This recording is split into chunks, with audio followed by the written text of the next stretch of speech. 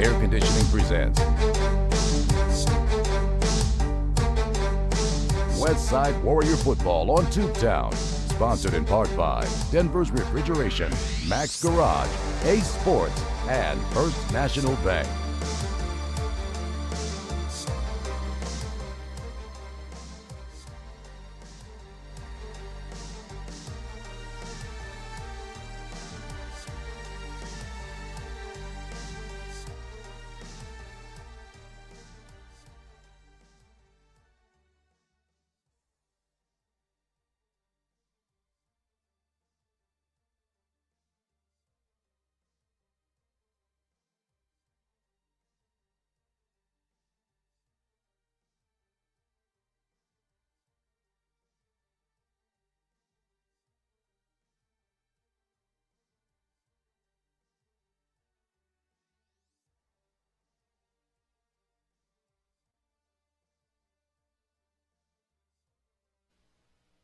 Thank you, Marcus. 9 games in the books here in 2019, and it all comes down to this. One team looking to end the year strong after a slow start, the other trying to make school history.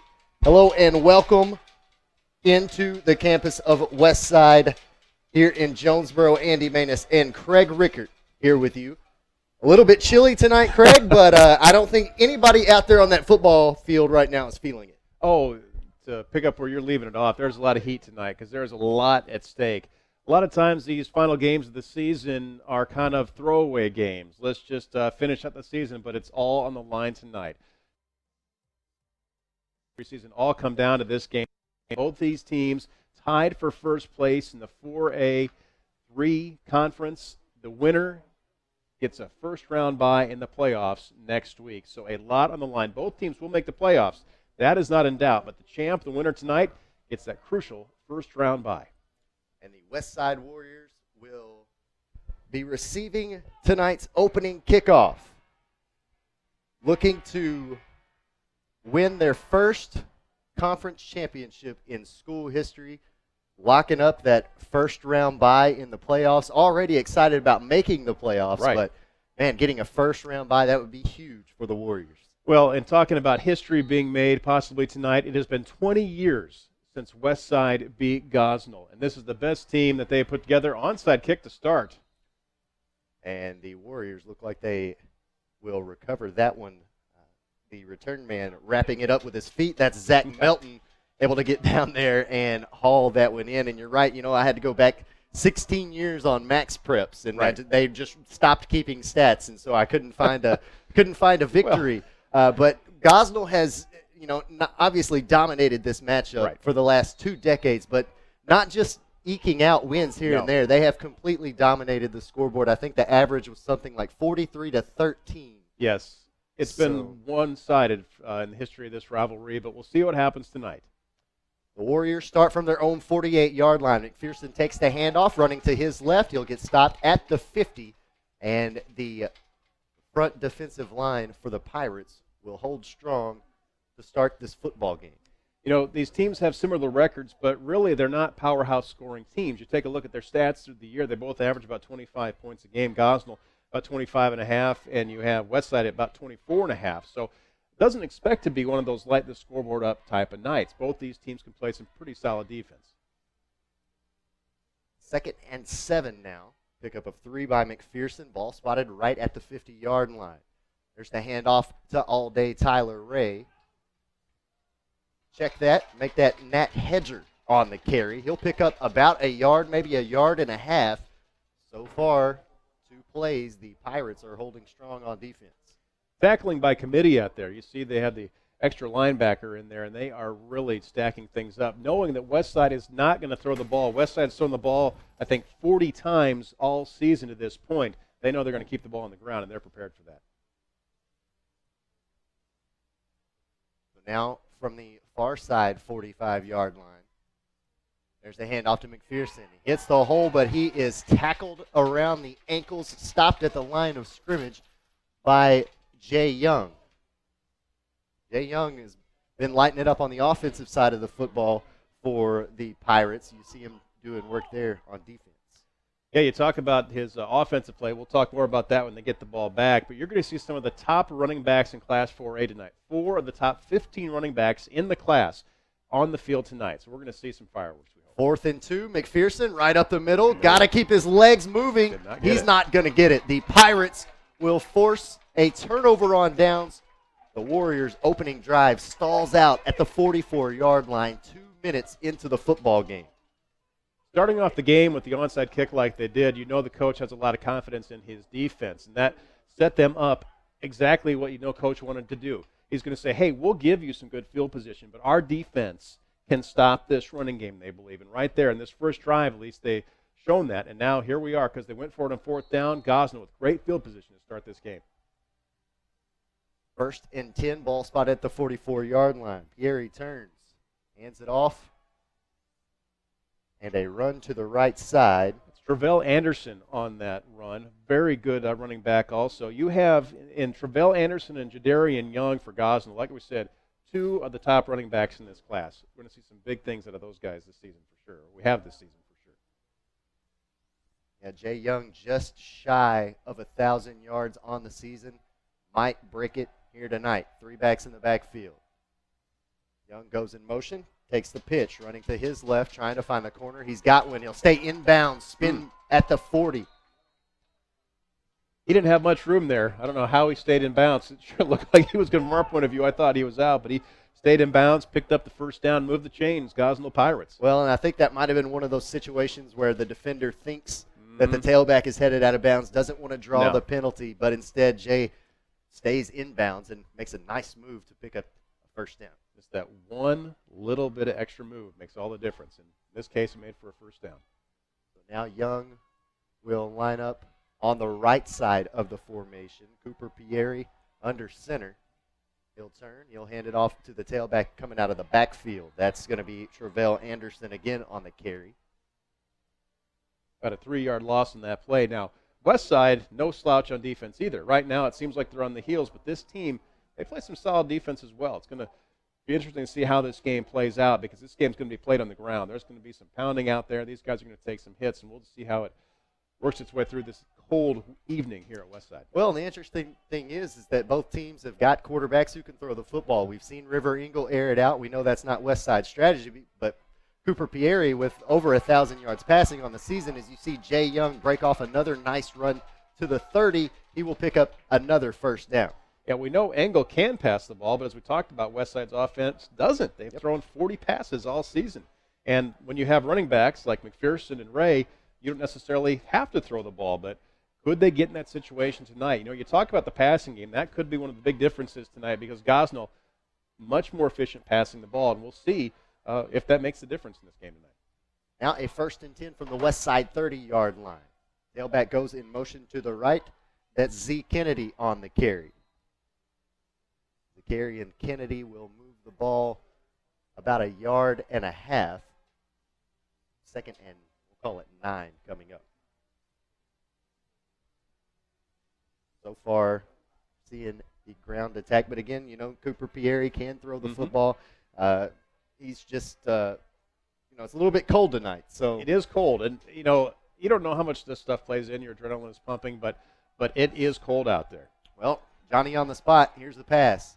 Pierre steps up in the pocket, flings one to the end zone. Got Jay Young at the goal line, and he just misjudged the timing on that one. Had a chance to haul that one in just right through the breadbasket. Yeah, he was double covered, but Pierre put that ball right where it needed to be. He stepped up and threw it to the sideline side, and you can see, even though double coverage, he put it right where it needed to be. That ball should have been brought in for 6. So now 3rd and 9 after the incompletion. Clock stopped at 7:28 to play here in the first quarter. Still scoreless if you're joining us. Westside and Gosnell in this conference matchup for the championship game. Yeah, this is the whole ball of wax right here. That's right, all the marbles. Travell Anderson in the backfield. It's a shotgun formation for the Pirates. 4 seconds on the play clock. They got to snap the ball. They get it off. Screen pass out to the far sideline, caught by Amarian Partee. Partee will make a move out to about the 25-yard line. He'll be short of the first down, so 4th and about 4 coming up. Yeah, you talk about the run attack of Gosnell, but you have to say they have a pretty efficient passing game like we talked about. You mentioned Partee right there. He's their top wide receiver, over 700 yards in the air so far, receptions this year. He has 9 touchdowns. And if you break down his stats and take a look at it, he's averaging over 20 yards per catch. Wow. Another weapon for these Gosnell Pirates. Yeah, and they've got, 11 passing touchdowns on the year, so he's got 9 of them. So. Yeah. Definitely a threat out there at that position. Right now, he's lined up in the slot. Gary looking to throw on 4th and short. Fires it downfield. Got him in the end zone, but led him a bit too far. Trying to link up with Dominic McBride. That would have been 6 points. If there's a textbook look at wide open, here it is. Take a look at this right here. Just hard to make that throw on the run, but across your body. It's a tough throw, but, boy, that young man was wide open. So a turnover on downs gives the ball back to Westside. 6:34 left to play in the first quarter. Ball will be spotted at the Warriors' 24-yard line. McPherson in the backfield. Ray ahead of him. That's Hedger ahead of him, and then Ray. He'll move it out to the 30-yard line. Averaging over 5 yards a carry. Right there, you see him pick up 6. Tough runner. We've seen that all season long. No matter what the role, they get into the season. He had to take a few more of the carries because Gerson was injured. But here is Ray once again, just doing what the team needs, picking up tough yards straight ahead. Stick to the power I formation. No wide receivers. Engel under center. Hands it off to McPherson. McPherson still on his feet. Breaks away at the 40. Now he breaks a tackle down to the 50. And a hard run that time on second down by McPherson. 22 yards on the pickup. A good run by McPherson. Now, what's going to be interesting to watch tonight is we talked about this passing attack for Gosnell. And McPherson, of course, also plays kind of that free safety spot for Westside. He's going to get more of a workout on both sides of the ball than he has in the last several weeks. So it'll be interesting to see if he can keep that stamina up for this entire game. Because he's always going to get the carries like he did right there. But will he have to work more harder on defense tonight? You see his counterpart in blue, Jay Young, lined up near the outside linebacker position. So you may have to worry about that for him as well. He's going to be having to carry, cover those outside corners a lot, especially if Westside starts to run outside the tackles. McPherson's speed is valuable on defense, but this will be the first game in a while. He's going to maybe have to test it out there in the secondary. Run on first down will pick up 2 yards for the Warriors. 2nd and 8 now from the Gosnell 44-yard line, nearing 5 minutes here in the first quarter. And off to McPherson running to the right up the middle, fights off one tackle, makes his way down to the 35-yard line. He's able to pick up, no, not quite, just shy of that 35-yard line, but still got enough to move the chains. You watch him, he hits the hole so hard. Sometimes in high school football you see a running back being tentative, but this young man, in those first couple steps, he's up to speed, and even though he's going straight ahead and making contact quickly, he gets a lot of yards because he's hitting that hole so fast. You got Spencer Long and Hunter Pagan opening up holes for him on that run. Got to give some love to this offensive line as well because they have been making those gaps for McPherson to run through all year long, and they make another hole for Tyler Ray to run through that time on first down. He's able to pick up, once again, 7 yards. So now 2nd and 3 coming up. And you talk about that offensive line. They have a lot to be proud of. This record this season, and you want to break down stats, they're the top rushing team in Class 4A. Wow. 2,800 yards, almost 2,900. Well, at this drive, they're over 2,900 yards of rushing offense this year. Number 1 in Class 4A. So those young men up front are doing their job, no doubt. 2nd and 3 from the 29-yard line. McPherson up the middle. McPherson now at the 25, down to the 20. Inside to about the 15-yard line. McPherson moves the chains, and now Westside into the red zone with under 4 minutes to play in the first. And you talked about it just a minute ago, the way he hits the hole so hard, if you don't get a hand on him right at the line of scrimmage, it's 5-6 yards automatically. We've seen him knock over his own guys. He hits that hole so hard sometimes. But you talk about this line, you talk about running backs like Ray and McPherson, and it's not surprising that they're moving the ball this well. They're telling Gosnell, go ahead and stack all these guys in the box. We'll just coming right at you. 1st and 10 now from the 15. They'll run it to the right side, between the guard and tackle. They'll pick up about a yard, maybe a yard and a half, so now 2nd and 9 coming up. Gosnell ready for the run on that play.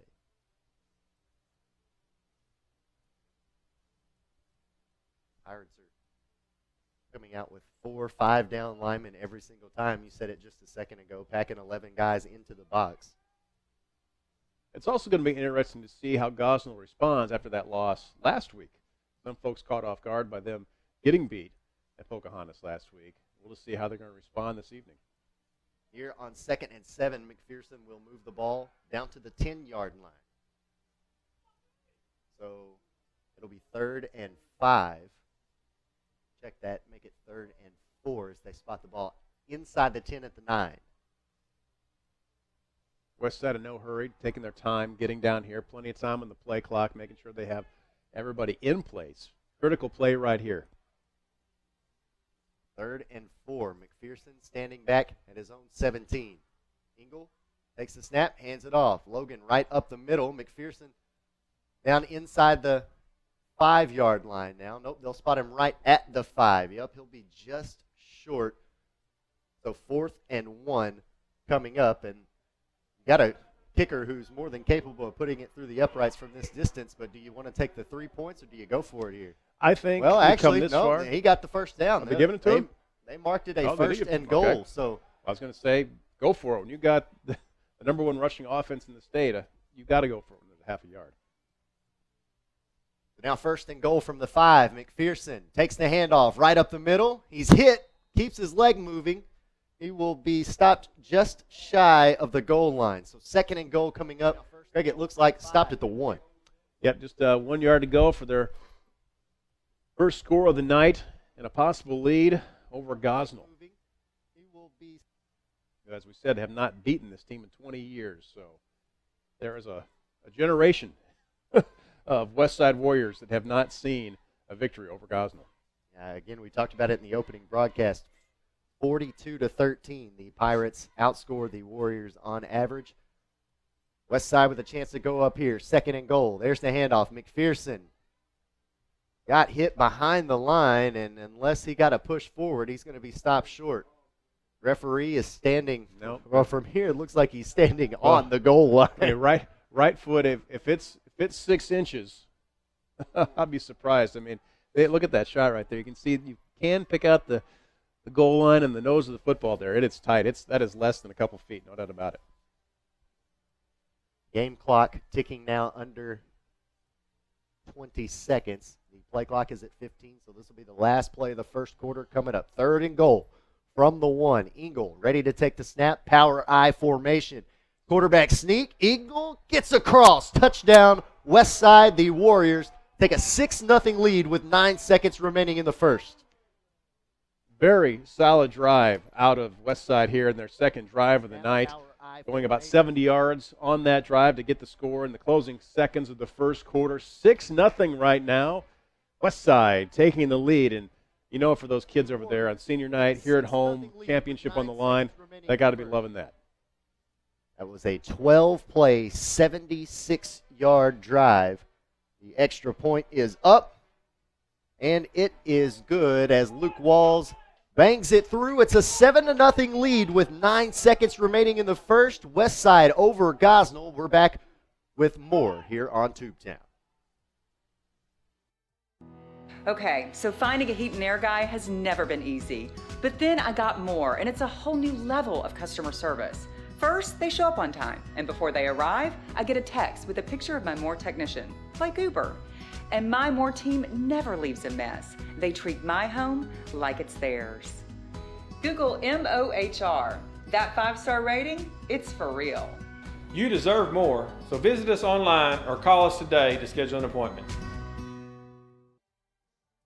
Andy, Greg Rickert, welcome you back to Westside, where the Warriors have a 7-0 lead over the Gosnell Pirates. 9 seconds remaining in the first quarter. It's a 1-yard touchdown rush from River Engel to cap off a 12-play, 76-yard drive. Took 6:25 off of the clock here in the first quarter. Nice little drive, and we've seen them do it all year long. That's the way Westside likes to play football. They came in here and have established their game plan so far. Here on senior night, that's what they wanted. They establish the ground game right away. That's what this team does. They run the ball consistently in time after time. And they stayed in that power I formation the whole drive, so it'll be interesting to see whenever they do pop a wide receiver out. You see Jared Garner and, of course, Kessler Engel go out there quite a bit as the lone wide receiver. Now with 9 seconds remaining here in the quarter, kickoff taken to the 30, now the 35-yard line, and that's Zakarian Kennedy on the return. Now 2 seconds remaining here in the first. Gosnell will have time to run one play just on the other side of their 35. Looks like it's spotted at the 36. You know, we talked about this being a cold night. I mean, I know we're chilly up here in the booth, but it's one of those situations tonight where you could really put some more advantage on a home field advantage as the Westside Warriors, as we look across at their side, and they have two of those big jet heaters over here. Gosnell has none. Has nothing. We'll see if the cold could become a factor. 3 wide receivers bunched up on the far side, but it's a handoff. Here's Jay Young on the handoff. Trying to scamper past the defenders headed towards him, and he's unable to do so. Stopped, looks like behind the line of scrimmage. He'll lose half a yard. Yeah, I think so. Jacob Brown did a good job on that tackle. He missed the tackle at first, but stayed with the play. The play came back to him as Jadarian Young tried to keep moving, went back the other way, and he found himself right in the arms of number 5, Jacob Brown, for the tackle. That will end the first quarter. 7-0 is the score. Westside leading Gosnell. It'll be 2nd and 11 from the Pirate 36-yard line when we come back here on Tubetown. So the best thing about You First Banking is that you don't have to change your lifestyle to meet our needs. We change what we have to meet your needs. Whether you're the mom who's busy taking care of kids all day and you really just don't have time to stop in the bank, we have products like our mobile banking app to make things a lot easier for you so you can get things done when you're on the run. Or if what you're looking for is that face-to-face interaction, we have 20 locations across the state with someone there to help. At First National Bank, you first, always. We welcome you back to Westside. 2nd and 11. The Pirates have the ball on their own 36-yard line. They trail the Westside Warriors 7-0. And we will see if the Pirates can get something working on offense here. Cooper Pieri comes back out. He has completed one pass, I believe, back in that first quarter. Took a shot towards the end zone. Took two shots towards the end zone and nearly had both of them. Well, you got to say they should have had it. He had 2 guys wide open. One pass dropped, one pass he missed.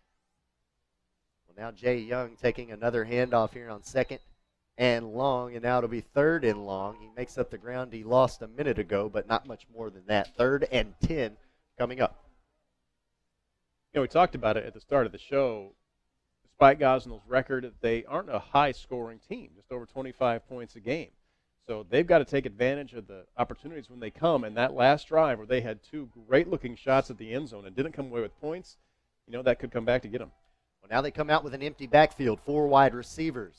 Jay Young lined up in the slot. Pieri flushed out of the pocket, rolling out, still looking downfield. He's got 88 fires. Nearly intercepted by the Warriors. Getting hands all over. That is Dylan Russell, and that brings up 4th down.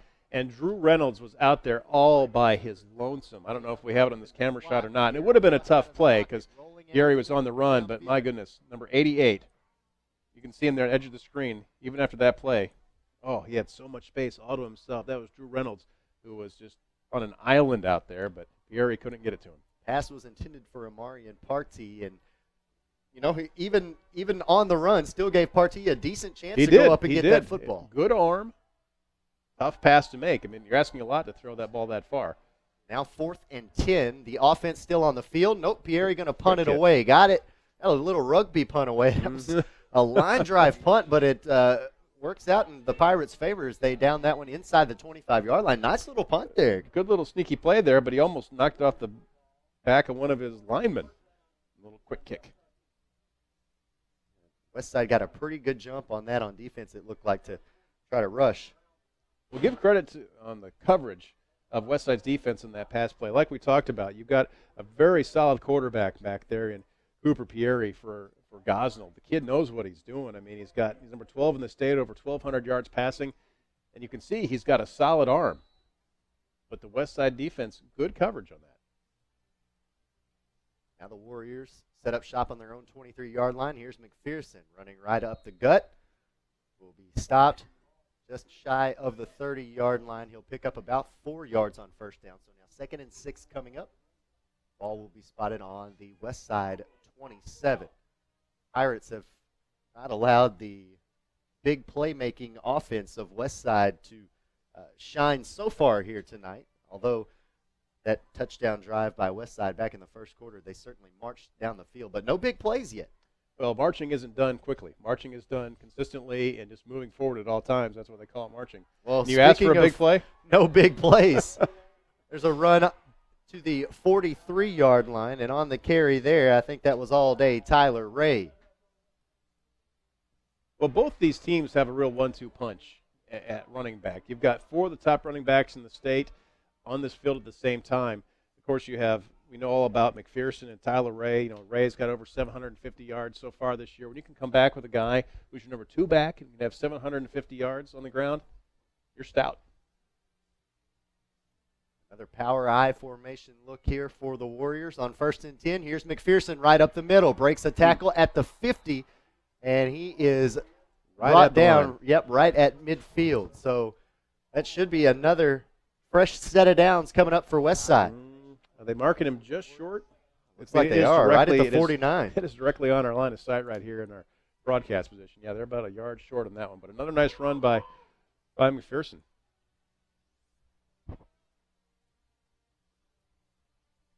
Offset formation, 1 wide receiver. Here's the handoff to Hedger. Hedger has the first down into Gosnell territory, stopped at the 47-yard line. So 1st and 10 now into Pirate territory. Under 9:30 left to play here in the half. Westside threatening. I think what you see out of this Westside team this year versus other years is the history between these two teams, losing 20 years in a row by the amount they've lost by. These Westside Warriors aren't intimidated. You can see it in their walk out there. They are going right at Gosnell, saying, we're going to play our game. You're not taking us out of it. Come and get us. 1st and 10 now from the 47-yard line. Engel hands it off to McPherson. Hurdles a player at the line of scrimmage, makes his way down to the 44-yard line. Another nice pickup of about 4 yards. McPherson averaging, you talk about Tyler Ray averaging 5.3, McPherson averaging 9.3 per carry. Again, haven't really seen the big playmaking yet, but a timeout taken down on the field. 8:38 left to play in the second quarter. 7-0 is the score. Westside leading Gosnell. We'll step aside with them. We'll be back with more action here from Westside right after this. Denver's Refrigeration is a proud supporter of the Westside Warriors. Just like the Westside School District strives for excellence by engaging learners, empowering minds, and educating all, Denver's Refrigeration strives for excellence by providing you with knowledgeable staff, quality workmanship, and speedy service. At Denver's Refrigeration, we believe it's a great time to be a Westside Warrior. Denver's Refrigeration, 3501 East Parker Road in Jonesboro. And Craig Rickert back here with you. 7-0 is the score. 8:38 left to play here in the first half. Timeout call by the Gosnell Pirates. Their first of the first half. So they still have 2 remaining. Westside with all 3 of theirs. And the Warriors are on a march right now. 6th play of this drive coming up. We'll see if they stick to the ground here. Power I formation. There's the handoff to Tyler Ray. Tyler Ray at the 40 will keep churning down to about the 36-yard line. Looks like they're already starting to move the chains once again. Tyler Ray. No, maybe he is about a half a yard short there. Oh, there's the signal. First down. So they had to really squint to kind of eyeball that one properly. Had to get out. You know, we got all the, there's some laser leveling equipment around here on Westside somewhere, right? We can get some pretty exact measurements if we need it. We can get the shop kids on there. That's right. That's right. 1st and 10 from the 36. Play action. Oh, he's throwing downfield. Garner catches it at the 15, the 10, Down inside the 5-yard line, perfectly executed play-action pass from Engel to Garner, and now it's 1st and goal. Well, they don't pass a lot, but when they do, they get results. Take a look at this. Great fake. And how about Engel? Man in his face, finding him wide open down there for a huge gain. What a great play by him and Jared Garner, getting that nice pickup inside the 5. Looking to score one more time, put this team down by 13 points. You know, not just throwing it with a guy in his face, but putting it on the money. Right. 1st and goal from the 1. McPherson in the end zone, touchdown Westside, and it's now a 13-0 lead over the Gosnell Pirates. 8:06 left to play in the first half.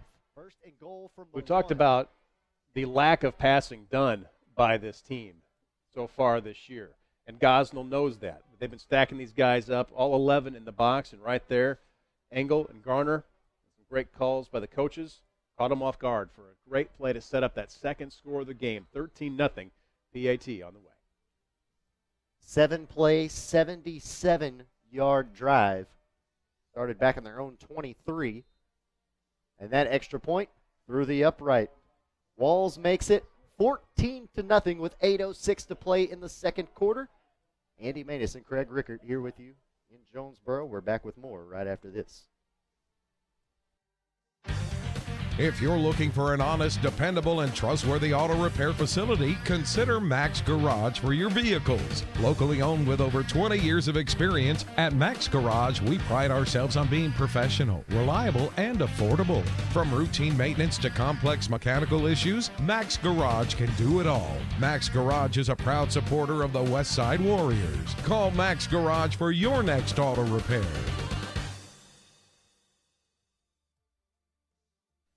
Plenty of celebrating going on right now here at Westside. A 14-0 lead over the Gosnell Pirates with 8:06 to play in the second quarter. Andy Maness and Craig Rickert here with you. It's a 7-play, 77-yard drive capped off by a 1-yard touchdown rush from Logan McPherson.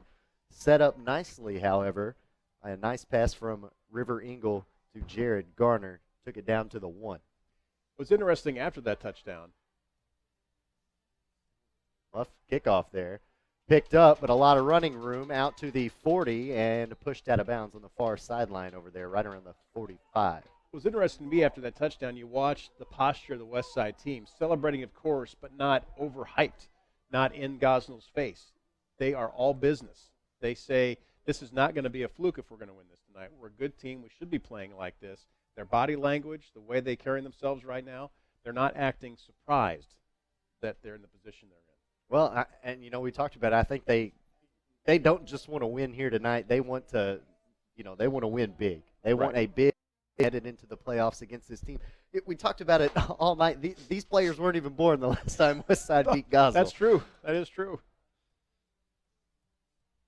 8 minutes left to play in the second quarter. Shotgun formation. Pieri sends Partee in motion. He'll hand it off, though. Jay Young makes a cut at the 45, Great gets tackle. taken down by his feet by Logan McPherson.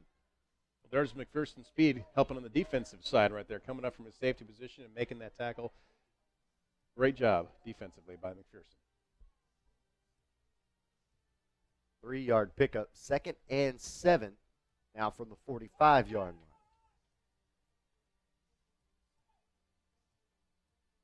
Like they'll switch to the pistol formation now. 3 wide receivers bunched up on the far side. They'll hand it off up the middle. Travell Anderson makes his way across to the 45. So far, this Westside defense has done a good job containing these tailbacks for Gosnell. Well, these guys are both in the top 10 in rushing in Class 4A, and right, like you said, they have not done a lot right now. You got Javarian Young is number 5 in the class, and Travell Anderson is number 9 in Class 4A. Between the two of them, they have almost 1,900 yards in the season.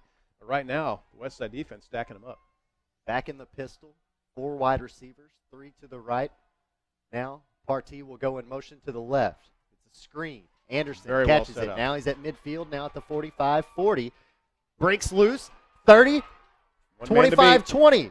Catches a block, cuts back to the middle, and he's going to score. What a move by Travell Anderson here on the near sideline to put up 6 points, 55 yards for the score.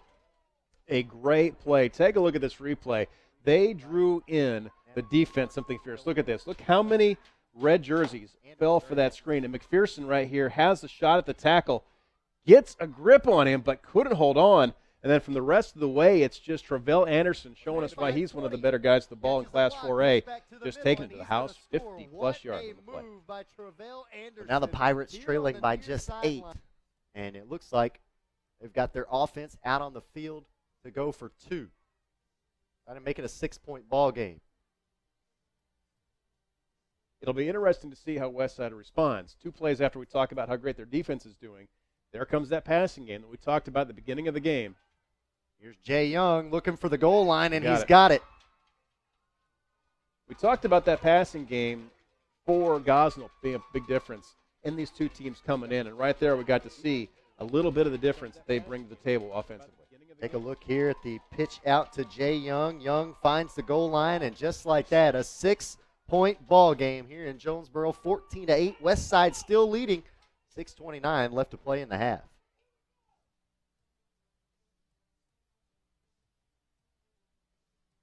Westside Athletic Booster Club. We're the team behind the team. Becoming a member of the Westside Athletic Booster Club is a rewarding and valuable contribution to the Warrior Nation, our school, and most importantly, our student athletes. The purpose of the club is to promote athletics at Westside High School in an atmosphere that is consistent with the educational philosophy of the school community. Check out our Facebook page for more information on how to become a member. Westside Athletic Booster Club. We're the team behind the team. It was a 3-play, 57-yard drive for the Gosnell Pirates. Put 6 points on the board. Jay Young gets the 2-point conversion, and now here's an onside kick. Oh, a great job by Zach Melton hauling that one in and taking the lick. Well, there was the lick, and then the teammate came flying over the top, did a little somersault. Watch this. The hit, and then the whoop. Wow. Tyler Ray taking a tumble there. The lick. Well, that gives the Warriors great field position right at their own 48. This game has been going their way until this point. Let's see what happens, see how they respond now. First possession after that score by Gosnell. Their lead all of a sudden cut in half. That was a big play by the Pirates on offense, a 55-yard screen pass. Now 3 backs in the backfield for the Warriors. It's a handoff up the middle for Tyler Ray. Ray will move it into Gosnell territory. They'll pick up about 2, maybe 3 yards. 2nd and 7 now coming up. We're in a position here where Westside could potentially milk the rest of this clock out here in the second quarter. We've seen them have drives of 6 minutes before, and that would be great for the Warriors, as Gosnell will get the ball first to start the second half. 2nd and 7. Engel takes the snap, hands it off to McPherson. McPherson hits the hole, makes his way down to the 45-yard line. And he will be short of the first down marker, but only by about a yard and a half. So 3rd and maybe 2 coming up. I think they've got it spotted. Well, getting a first down on this drive is very important for this team at this point. A little bit of the wind knocked out of their sails after that nice play and score by Gosnell, their first possession since. Here they are facing the 3rd down. Get this first down, establish some sort of drive to just keep Gosnell's offense off the field for just that much longer to make a big difference. 5:28 left to play in the second quarter. Gosnell wants to take another timeout. Their second of this half. We'll take one with them. We're back with more. Westside leads by 6 here on Tubetown. When we talk about You First Banking, what we're really saying is that we're going to take the banking experience and customize it to meet your needs. Maybe you're that person that's always on the go and you don't have time to come to the bank. We'd love to see you, but we can make it possible with our mobile apps to where you don't ever have to set foot in any of our banks. But maybe you're that person that does like coming to see your favorite teller and you like that face-to-face interaction. We've got 20 locations across the state with a friendly staff that's here for you. Only at First National Bank. You first. Always.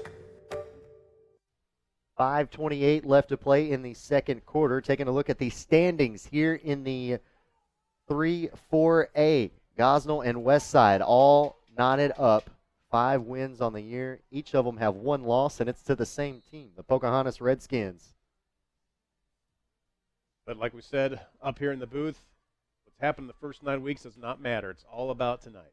3rd and 1. McPherson takes the handoff, trying to find the 40-yard line, and he gets it. He lost the football.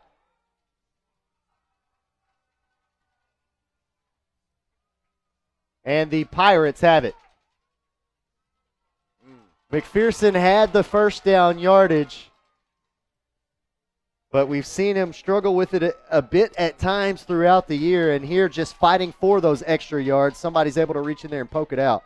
But you could see one of the Gosnell defenders right off the bat wasn't worried so much about tackling McPherson as he was about grabbing onto that ball. They were locked up with the ball at the very beginning of that run, eventually knocking it loose, and the Pirates recover. Not only do they not get the first down like we talked about, but they also give it back to Gosnell. 4:39 left to play here for the Pirates, and they also get the ball first to start the 3rd. Fake the handoff one direction, hand it off going the other. A great tackle, but not before Zakarian Kennedy picks up 11 yards on first down. He'll move the chains into Westside territory. You know, for years we've seen this kind of attack out of Gosnell. So many guys that can run the ball. You have your statistical leaders, the guys, the number 1s and 2s, but then you just have so many other gentlemen on these teams that can just hurt you at any time during the game.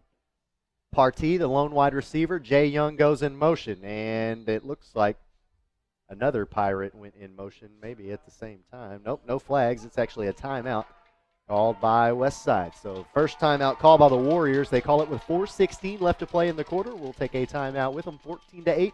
Westside leading, but Gosnell is on the march here on Tubetown. Our dog got hit by a car. My wife and children were very upset about losing Buddy. While I was burying the dog, I cut the cable line. Being a dog owner myself, it's hard losing a pet. So it's very important for us to get their services restored. There's a winter storm hitting right now. It was a Friday night. You showed up and the very next morning in some pretty terrible conditions and fixed us up. That's what we try to do here at Ritter in a bad situation, try to make it better. And 10 Pirates after the 11-yard pickup by Zakarian Kennedy. Ball spotted on the Warrior 49-yard line. 4:16 left to play here in the second quarter. Pirates trail by 6. Oh, nearly got one of the Warriors to jump off sides there, but Pieri changes the play. Jay Young in the backfield. He'll take the handoff. He runs to the right, trying to find a corner. Makes a juke at the 40. Still on his feet and drugged down backwards. He'll pick up 7 yards, though. 2nd and 3 now coming up.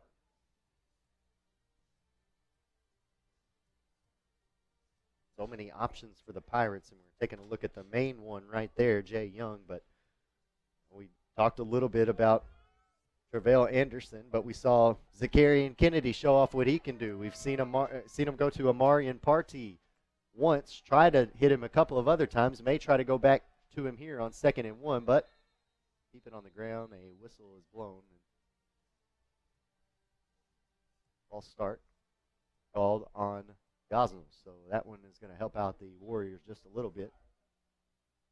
3:37 left to play in the quarter. Gosnell has 1 timeout left. That's the first play of this drive that we've seen something not go Gosnell's way. They've been moving the ball very well so far on this drive, and right there, penalty sets them back 5. Well, and I think just had that pointed out by Brad Bobo, who's joined us up here at our broadcast position. I think it's the first penalty called in tonight's game. So been pretty well disciplined so far tonight. Looking to throw 2nd and 6. Pieri takes a shot down the near sideline. Got Jay Young. He catches it at the 15. Juke move at the 10. He's into the end zone. Jay Young has tied this one up with one heck of a catch. 3:17 left to play in the second quarter. We talked about the catch, talk about the move after the catch. Take a look at this. He was so open, but the ball thrown behind him, defense catches up. He just waits. I'm going to flash back to some 80s references here. I'm going to call that a Top Gun. We're going to hit the brakes, they'll fly right by. We'll call that the Maverick. All knotted up at 14. Marcus Carlton, loving my 80s references. One heck of a catch there. It was a 45-yard pass for 6 points from Pieri down to Jay Young. And here's Anderson breaking it into the end zone. Kennedy, rather, on the 2-point conversion. It is now a 2-point Pirate lead with 3:17 to play here in the second quarter. Anderson back with more action here in the first half right after this.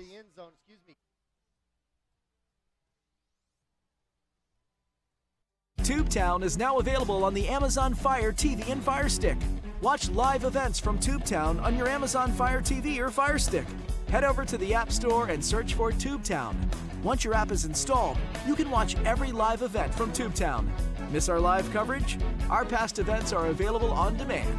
Download the Tubetown app to your Amazon Fire TV or Fire Stick today.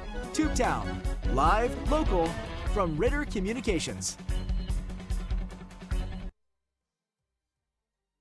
Touchdown pass from Cooper Pieri to Jay Young will tie this one up, and then the 2-point conversion by Zakarian Kennedy makes it 16-14 Pirates. 3:17 left to play in the first half, and that onside kick recovered by Gosnell, but looks like somebody got a little bit of a head start.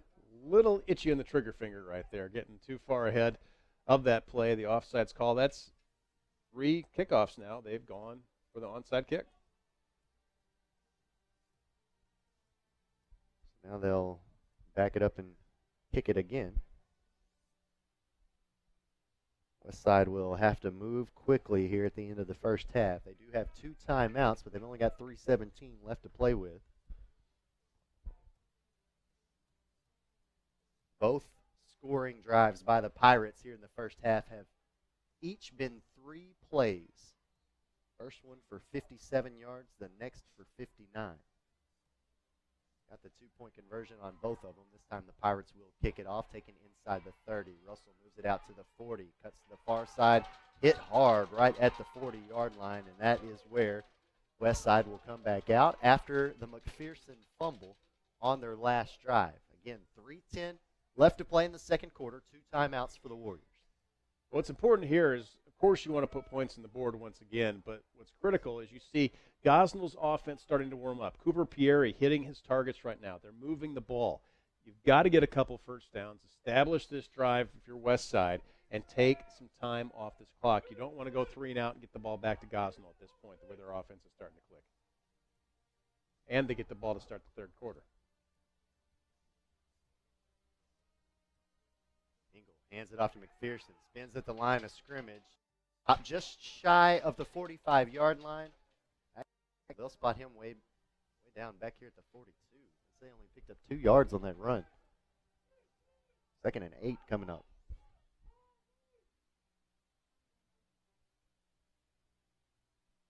Westside not in any real hurry right here. Power I formation, no wide receivers. Here's McPherson up the middle. He's at the 50, still moving, and he will pick up a fresh set of downs. 1st and 10 now in Gosnell territory. Looks like they're going to spot this ball right at the 49-yard line. 2:31 and counting left to play here in the second quarter.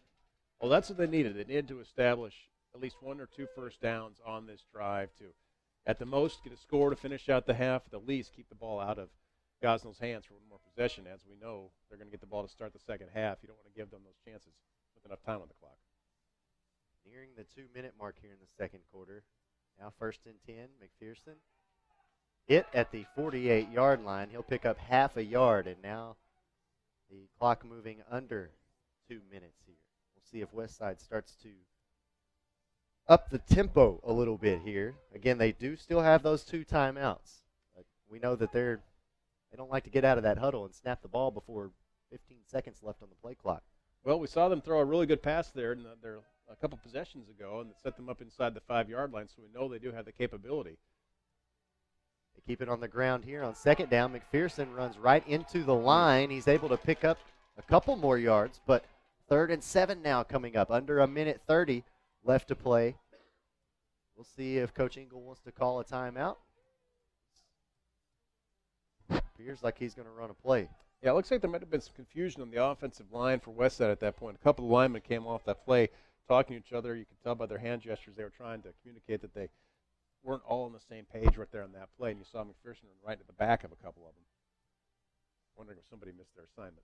Diamond formation with 3 backs in the backfield. Handoff right up the middle. Tyler Ray. Ray trying to spin and keep moving. Able to pick up 2 yards. 4th down now coming up. 45 seconds remaining here in the quarter, and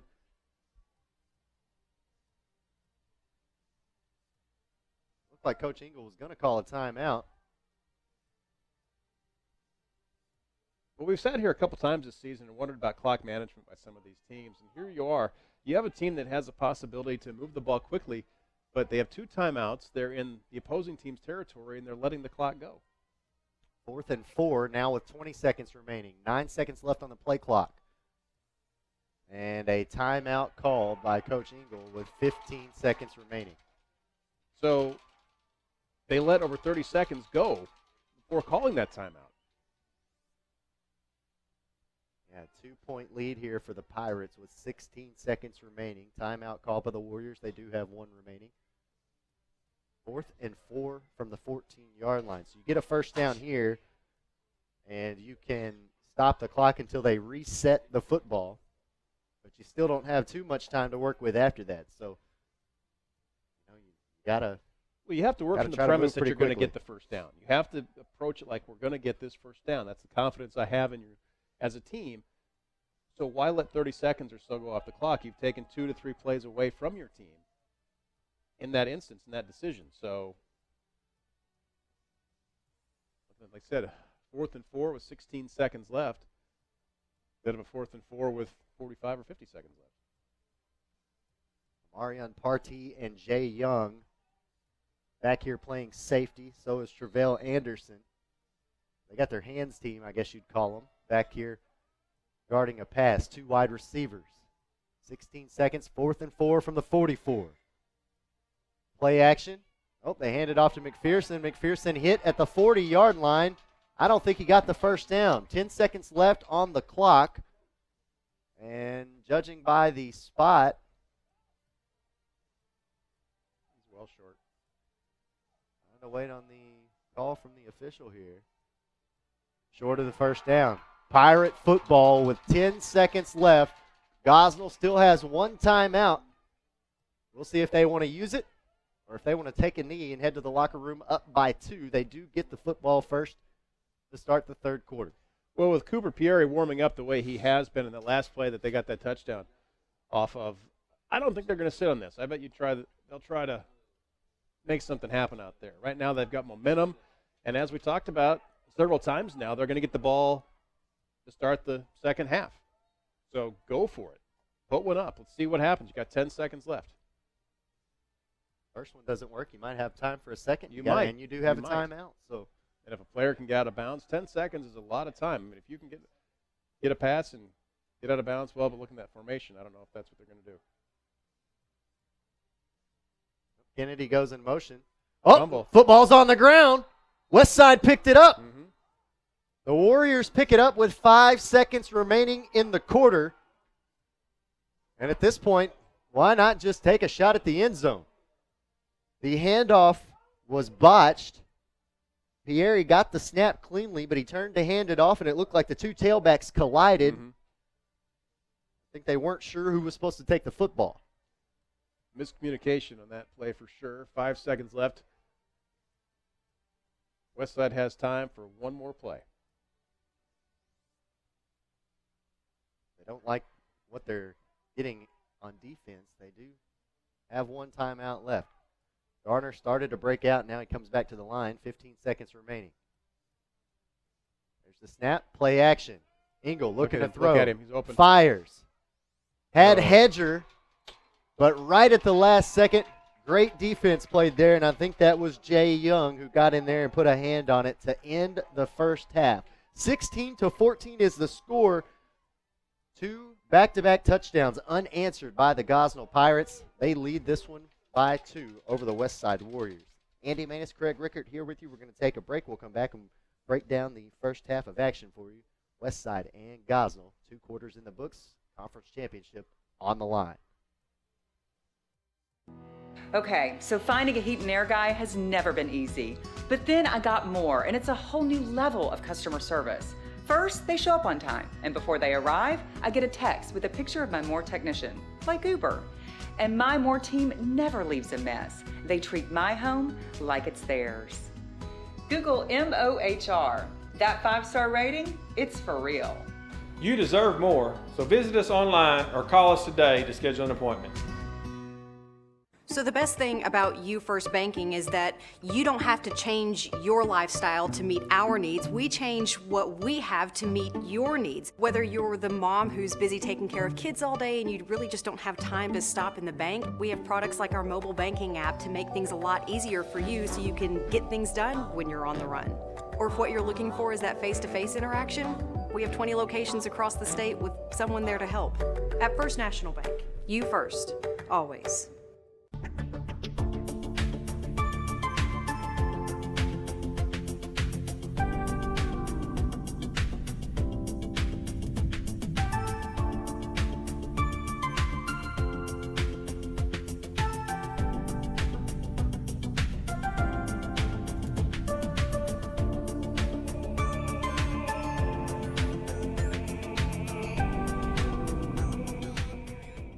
Denver's Refrigeration is a proud supporter of the Westside Warriors. Just like the Westside School District strives for excellence by engaging learners, empowering minds, and educating all, Denver's Refrigeration strives for excellence by providing you with knowledgeable staff, quality workmanship, and speedy service. At Denver's Refrigeration, we believe it's a great time to be a Westside Warrior. Denver's Refrigeration, 3501 East Parker Road in Jonesboro. If you're looking for an honest, dependable, and trustworthy auto repair facility, consider Max Garage for your vehicles. Locally owned with over 20 years of experience, at Max Garage, we pride ourselves on being professional, reliable, and affordable. From routine maintenance to complex mechanical issues, Max Garage can do it all. Max Garage is a proud supporter of the Westside Warriors. Call Max Garage for your next auto repair. Westside Athletic Booster Club. We're the team behind the team. Becoming a member of the Westside Athletic Booster Club is a rewarding and valuable contribution to the Warrior Nation, our school, and most importantly, our student athletes. The purpose of the club is to promote athletics at Westside High School in an atmosphere that is consistent with the educational philosophy of the school community. Check out our Facebook page for more information on how to become a member. Westside Athletic Booster Club. We're the team behind the team. When we talk about You First Banking, what we're really saying is that we're going to take the banking experience and customize it to meet your needs. Maybe you're that person that's always on the go and you don't have time to come to the bank. We'd love to see you, but we can make it possible with our mobile apps to where you don't ever have to set foot in any of our banks. But maybe you're that person that does like coming to see your favorite teller and you like that face-to-face interaction. We've got 20 locations across the state with a friendly staff that's here for you. Only at First National Bank. You first. Always. Our dog got hit by a car. My wife and children were very upset about losing Buddy. While I was burying the dog, I cut the cable line. Being a dog owner myself, it's hard losing a pet. So it's very important for us to get their services restored. There's a winter storm hitting right now. It was a Friday night. You showed up and the very next morning in some pretty terrible conditions and fixed us up. That's what we try to do here at Ritter in a bad situation, try to make it better. Tubetown is now available on the Amazon Fire TV and Fire Stick. Watch live events from Tubetown on your Amazon Fire TV or Fire Stick. Head over to the App Store and search for Tubetown. Once your app is installed, you can watch every live event from Tubetown. Miss our live coverage? Our past events are available on demand. Download the Tubetown app to your Amazon Fire TV or Fire Stick today. Tubetown, live, local, from Ritter Communications. My name is Kevin Moody. Both of my kids do online gaming. They let me know when the internet's down. I'm Bobby Valentine. I work for Ritter Communication and I'm a technician level 2. My services were completely out. They sent Bobby out the next day. He told me that the box was shot. It was shot. With a gun. And he had it fixed within a couple hours once he got there. Bobby switched out my modem for me and had me upgraded to a faster speed. And both of my kids have been singing Bobby's praises since.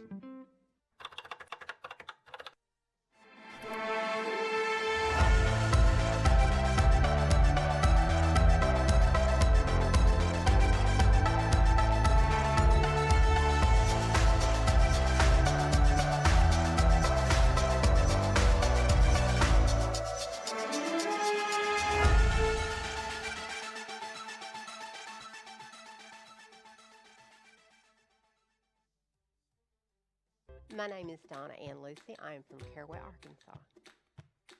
I had been having trouble with my internet. You got a lot of important things that you do from the internet, and you don't want to miss anything. I usually use it to book rooms to watch my granddaughter play basketball. They had someone out that day, and it was back up within 20 minutes. And it makes me feel so good to go there and take care of it, you know, and see the smile on her face, man. That makes my day right there.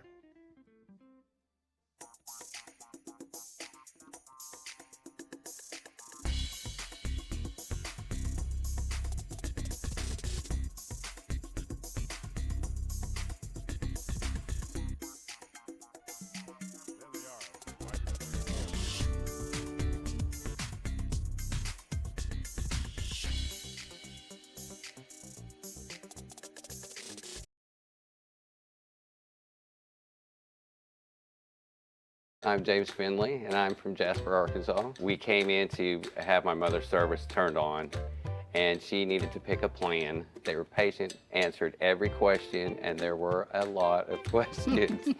We just took our time with her and wanted to make sure she had everything she needed. You could see that they genuinely cared about my mother. I don't want to go into a store and be treated like just another number. That's not how we roll in Jasper. Treat people how you want to be treated. My name is Raynessa Chandler. I am currently the manager of technical support for Ritter Communications. Ritter is like family in more ways than one. My aunt retired after 33 and a half years here, and currently I have two cousins that work at Ritter. We have a variety of talented individuals. They motivate us and encourage us to do the right thing. We're grateful for the opportunity to work at a place such as Ritter and to be able to help others, because that's what it's all about, serving others. Welcome back to Westside. Andy Manus and Craig Rickert here with you in Jonesboro. It is a 16-14 game after the first two quarters. Gosnell with back-to-back scores in the second quarter. They were able to get both of their two-point conversions as well. That's why they lead this one by 2. Westside had one fumble back in that second quarter, and since then the Pirates are in control of this one. This one is a fight for the championship. The 3-4A on the line. You're taking a look at the standings there. Westside and Gosnell, both 5-1 in the conference, each of them with a loss to the Pocahontas Redskins. So the championship on the line here tonight. And so far we've had a pretty good game. Not the way Westside Warrior fans want it to be at the current juncture, but still 2 quarters of football left to play. Well, it was definitely going Westside's way there the first quarter half of this game. I mean, Westside up 14-0, moving the ball, controlling the pace of this game, and then here comes Gosnell coming off, got their offense going after missing some wide open targets early in the game. Their quarterback, Cooper Pieri, all of a sudden started finding some rhythm, getting some scores, some bigger plays, and just like that, it's coming off especially the fumble by Logan McPherson of Westside.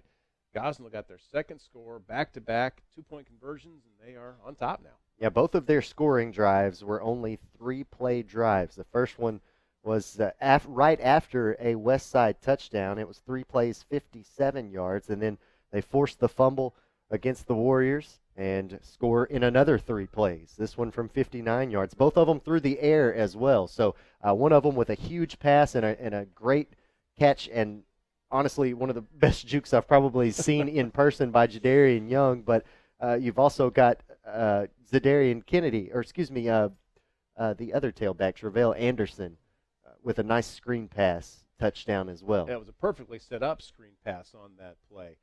On that one, the offensive line did what they job. They let that rush come in. Cooper Pieri held that ball to the last possible second And as soon as Anderson had that ball, he had 4 or 5 guys already beat. A missed tackle here on the near sideline, a couple good moves, and he was gone for the score. So again, 16-14 is the score after the first 2 quarters. The Pirates will get the ball first in the second half, and the Warriors will come out and try to stop them on defense. Still 10 minutes left in the break here at halftime. We're going to step aside for another quick break and get ourselves ready. The championship is on the line. 2 quarters left to play between Gosnell and Westside here on Tubetown. Okay, so finding a heat and air guy has never been easy. But then I got more, and it's a whole new level of customer service. First, they show up on time, and before they arrive, I get a text with a picture of my More technician, like Uber. And my More team never leaves a mess. They treat my home like it's theirs. Google MOHR. That 5-star rating, it's for real. You deserve more, so visit us online or call us today to schedule an appointment. So the best thing about You First Banking is that you don't have to change your lifestyle to meet our needs. We change what we have to meet your needs. Whether you're the mom who's busy taking care of kids all day and you really just don't have time to stop in the bank, we have products like our mobile banking app to make things a lot easier for you so you can get things done when you're on the run. Or if what you're looking for is that face-to-face interaction, we have 20 locations across the state with someone there to help. At First National Bank, you first, always.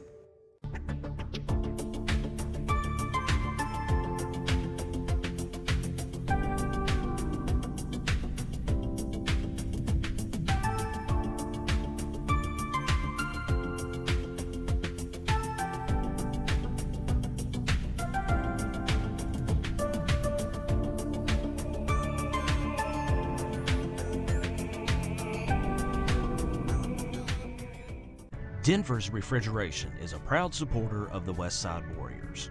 Just like the Westside School District strives for excellence by engaging learners, empowering minds, and educating all, Denver's Refrigeration strives for excellence by providing you with knowledgeable staff, quality workmanship, and speedy service. At Denver's Refrigeration, we believe it's a great time to be a Westside Warrior.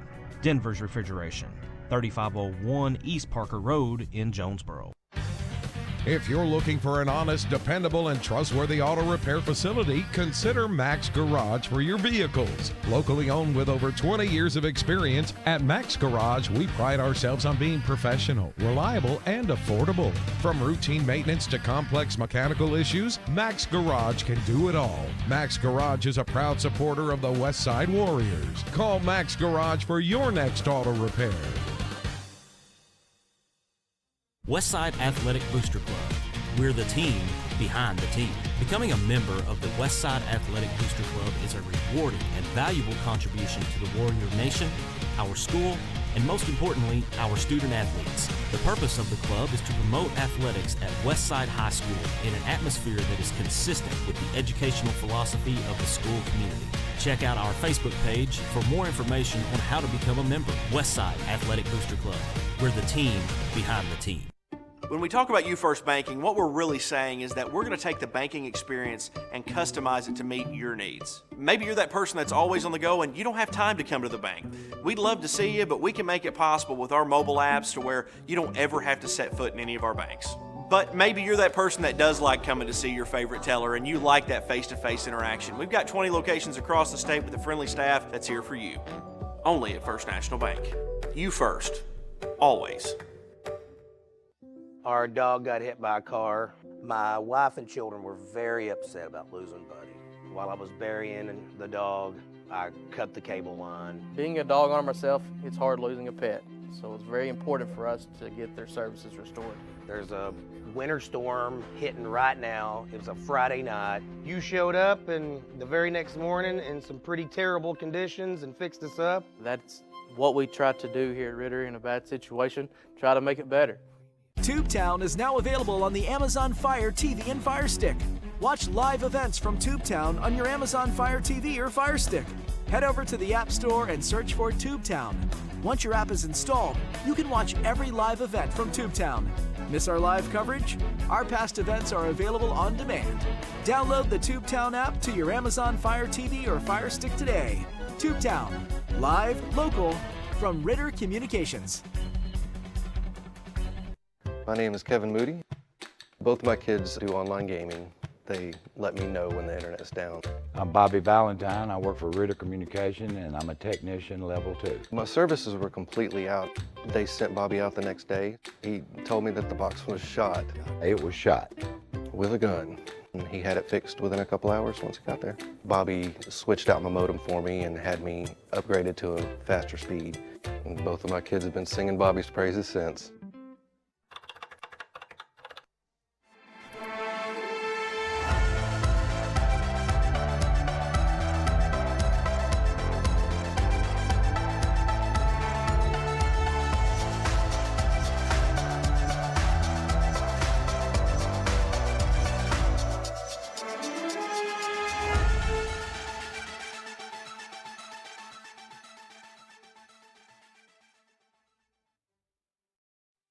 My name is Donna Ann Lucy. I am from Caraway, Arkansas.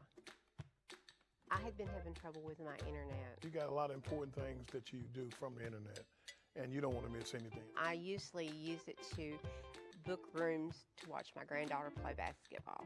They had someone out that day, and it was back up within 20 minutes. And it makes me feel so good to go there and take care of it, you know, and see the smile on her face, man. That makes my day right there.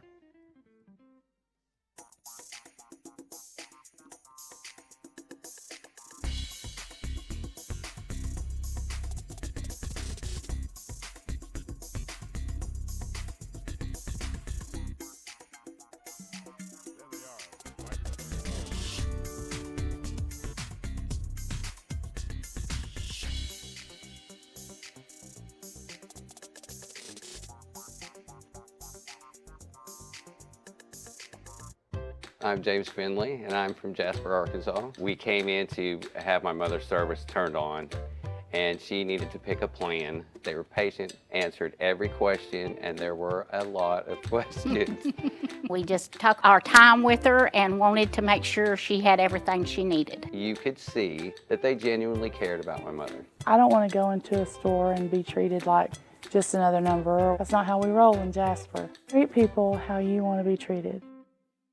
My name is Raynessa Chandler. I am currently the manager of technical support for Ritter Communications. Ritter is like family in more ways than one. My aunt retired after 33 and a half years here, and currently I have 2 cousins that work at Ritter. We have a variety of talented individuals. They motivate us and encourage us to do the right thing. We're grateful for the opportunity to work at a place such as Ritter and to be able to help others, because that's what it's all about, serving others.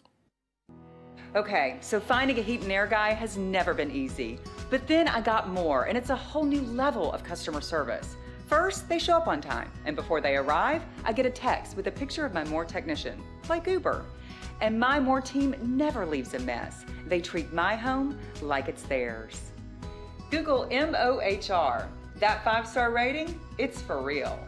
You deserve more, so visit us online or call us today to schedule an appointment.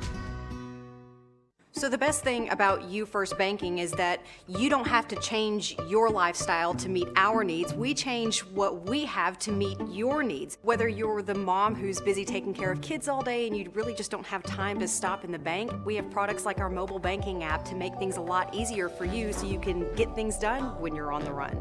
Or if what you're looking for is that face-to-face interaction, we have 20 locations across the state with someone there to help.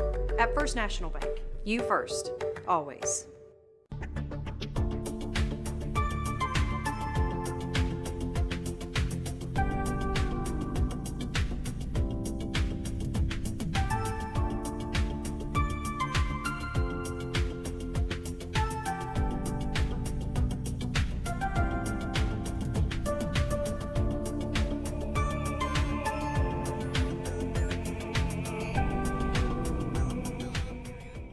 Denver's Refrigeration is a proud supporter of the Westside Warriors. Just like the Westside School District strives for excellence by engaging learners, empowering minds, and educating all, Denver's Refrigeration strives for excellence by providing you with knowledgeable staff, quality workmanship, and speedy service. At Denver's Refrigeration, we believe it's a great time to be a Westside Warrior. Denver's Refrigeration, 3501 East Parker Road in Jonesboro. If you're looking for an honest, dependable, and trustworthy auto repair facility, consider Max Garage for your vehicles. Locally owned with over 20 years of experience, at Max Garage, we pride ourselves on being professional, reliable, and affordable. From routine maintenance to complex mechanical issues, Max Garage can do it all. Max Garage is a proud supporter of the Westside Warriors. Call Max Garage for your next auto repair. Westside Athletic Booster Club.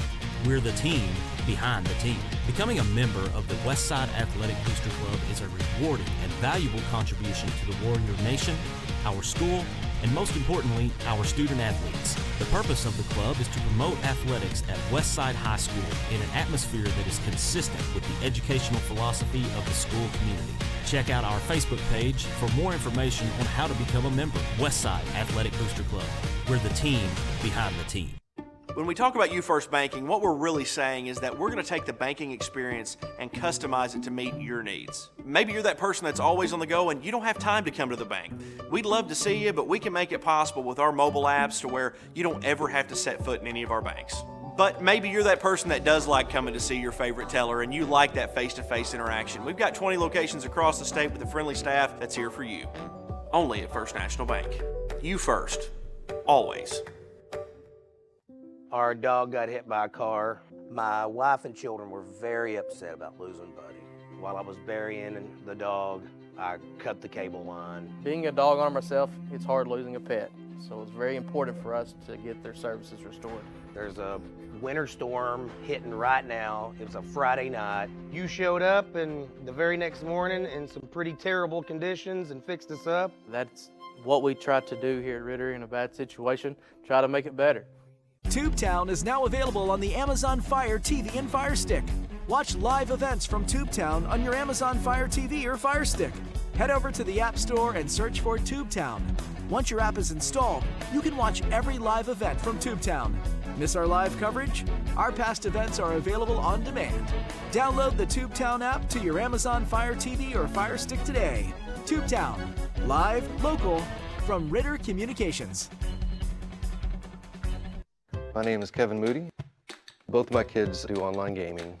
They let me know when the internet's down. I'm Bobby Valentine. I work for Ritter Communication, and I'm a technician level 2. My services were completely out. They sent Bobby out the next day. He told me that the box was shot. It was shot.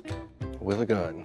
And he had it fixed within a couple hours once he got there. Bobby switched out my modem for me and had me upgraded to a faster speed. And both of my kids have been singing Bobby's praises since.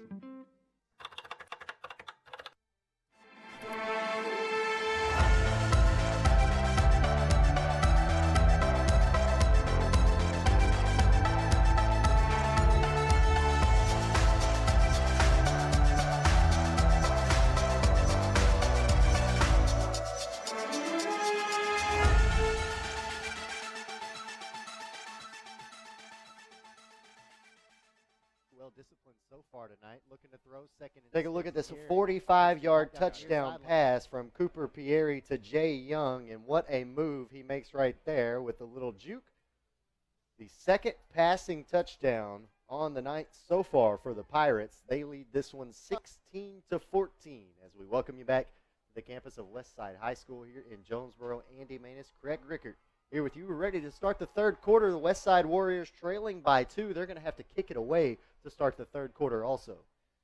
And Gosnell coming out of this half very pumped up, back-to-back scoring drives. They are ready to take this ball in the second half, and let's see what they can do with it. We've talked about this offense. We talked about Cooper Pieri, number 6, one of the top quarterbacks in Class 4A. We saw him miss some wide-open guys in the early going, but he has since warmed up, and like you said, 2 touchdowns on the night. Of course, the Warriors do have 2 touchdowns as well, but they kick the extra points as opposed to the 2-point conversions. And both of their touchdowns have been on the ground from 1 yard out. You had a quarterback sneak from River Engle. You had a rush right up the middle by Logan McPherson. And now Luke Walls on to boot this one away.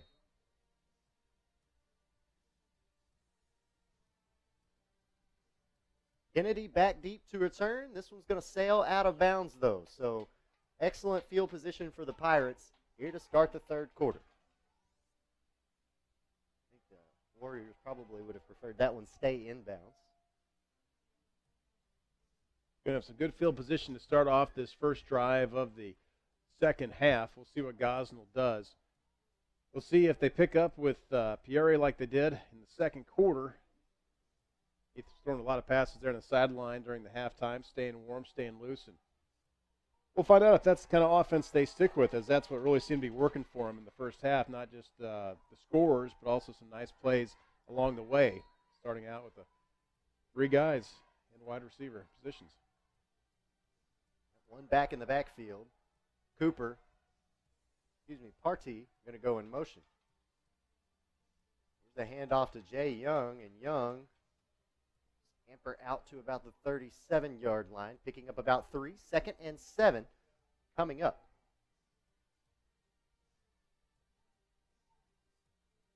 You'll notice in this game that when Gosnell does run the ball, they aren't running between the tackles. They like to go outside.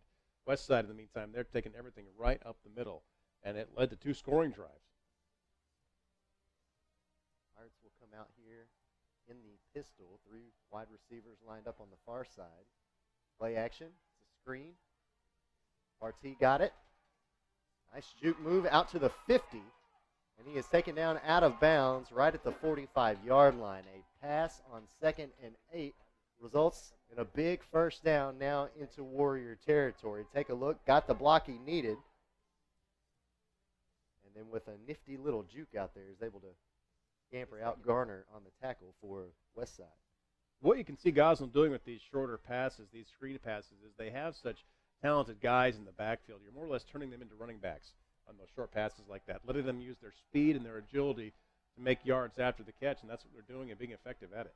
2 wide receivers on the right side here, and I think we have a false start on Gosnell. So that penalty will back them up 5 yards to the 49 of Westside. Still in the opening 2 minutes of the third quarter.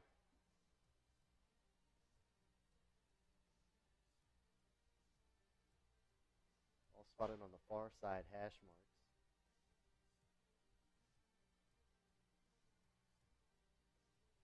The Pirates will break the huddle. 2 wide receivers. 2 tailbacks. Jay Young, the up back here. He breaks out in the flats. Pieri flushed out of the pocket. Finds Young at the 50. Juke move to the 45. Another one at the 40. He's gone. Cuts to the far sideline. He's finding the end zone. Jay Young, with some nifty footwork, extends the Pirate lead. 22-14. But you want to talk about the thing that made this play happen. Watch the stiff arm by Cooper Pieri on this right here, holding off the defense, giving himself that little bit of time to make that play right there. If not for that stiff arm, Jay Young doesn't get that ball. Jay Young does the rest of it. 22-14 after that. 45-yard touchdown pass. Guess how many plays? 3? 3 plays. The magic number, it seems. All these scoring drives have been 3 plays. Here's Kennedy reaching for the goal line. The line judge says he got it. 24-14. 3 unanswered touchdowns by the Gosnell Pirates. They lead by 10 with 10:23 left to play here in the third quarter. Well, this is exactly what Westside did not want. After their last couple drives, the first half stall out. They start off the second half and get Gosnell good field position on the kick out of bounds. 3 plays, another 3-play scoring drive, and once again, it's the shorter pass that is really hurting Westside. Cooper Pieri showing us what he has, showing us that arm, not just on the nice 40 and 50-yard bombs that we've seen him throw so far, but right there, the short pass getting into these running backs, Jay Young and Travell Anderson, who are so nimble, so quick. He's turning them into running backs with a 7 or 8 yard head start. And they're making Westside pay. That drive only took a minute and 37 seconds off of the clock here in the third quarter. They are making short work whenever they score of the Westside defense, and now the Warriors, with their backs against the wall, have to have an answer here. Here comes another onside kick. Takes a bounce, and once again, there to collect it is Zach Melton. That's the third time we've seen him haul that one in and take a lick. Zach Melton is getting a workout on these kickoff returns. Every time it's coming to him, and every time he is getting hit hard. Credit to him to hang on to that ball. Once again, sets him up with great field position. Will Westside do something? The last couple drives have not gone their way. And they need to respond quickly, if anything, just to keep their defense off the field. Yeah, give them a little bit of a breather. They'll come out on their own 48-yard line. McPherson standing back at his own 42. He'll take the handoff up the middle. They go low on him and bring him down just shy of the 45-yard line. So he picks up about 5 yards on 1st and 10. 2nd and 5 coming up. We haven't seen the Warriors really break that power I formation too many times here tonight. They'll stick with it here on 2nd and 5 in Gosnell territory. Here's McPherson lowering his shoulder. And you can see those Gosnell defenders going for that ball on McPherson. They've already forced one fumble out of him. We've seen this year he has had a handful of several fumbles so far this year. And on every play, watch those Gosnell defenders. They are wrapping up his arms, going for that ball. They aren't just trying to bring him down. They are tackling by committee, and there's always one guy in there ripping away at that ball. They have held McPherson in check so far here tonight. I know Westside has scored twice, but this run game has been stifled compared to what we've seen the last couple weeks. Here's all day Tyler Ray. He's going to pick up the first down, moves it just shy of the 35-yard line. And it's not that McPherson is having an off night. It's just an off night by comparison. He's had very solid runs. He's had 7, 8, 10-yard runs. He's doing what he's supposed to do, but he's such a statistical anomaly with these huge games that he's had the last couple of weeks, almost 700 yards just the last couple of weeks, that when you see him only get 5 and 6 yards in a chunk, it looks like a slow night. Go back to McPherson here on first down. A great tackle, though, at the line of scrimmage by Jamal Carter. Wraps up McPherson. He's only able to pick up 2 yards on first down, so 2nd and 8 coming up. We saw McPherson last week run right out of his name. He did. His name came right off his jersey. He was running so much last week against Truman, but he's facing a much different animal tonight in these Gosnell Pirates. Yeah, Gosnell gives up on average 32 points per game. They also score 32 points per game. Back to McPherson on 2nd and long. Flag comes out at the end of that as McPherson makes his way down to about the 26-27. That flag came out from way behind the play, and it's going to be holding. Whenever the flag comes out from that position, that's what it's going to be. So that will negate a pickup of about 7, 8 yards. And they will back it up to the 45-yard line. So now 2nd and very long as they replay the down. It looks like it's going to be 2nd and almost 20, Craig. That kind of play really takes the wind out of your sails. You've given up 3 scoring drives in a row. You finally got the ball back. You're moving the ball pretty well. You have a nice pickup right there. And then that flag comes in. Instead of a 2nd and 1 maybe, or a 3rd and 1, now you're looking at a 2nd and 18.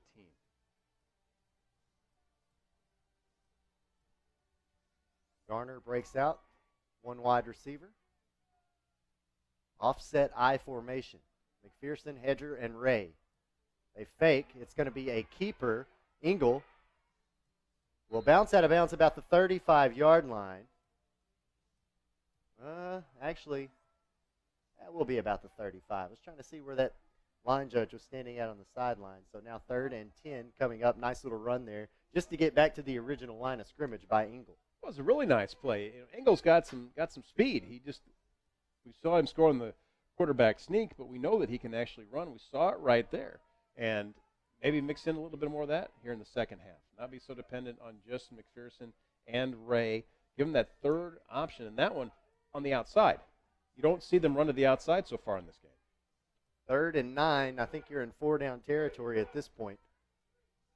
7:40 left to play in the third.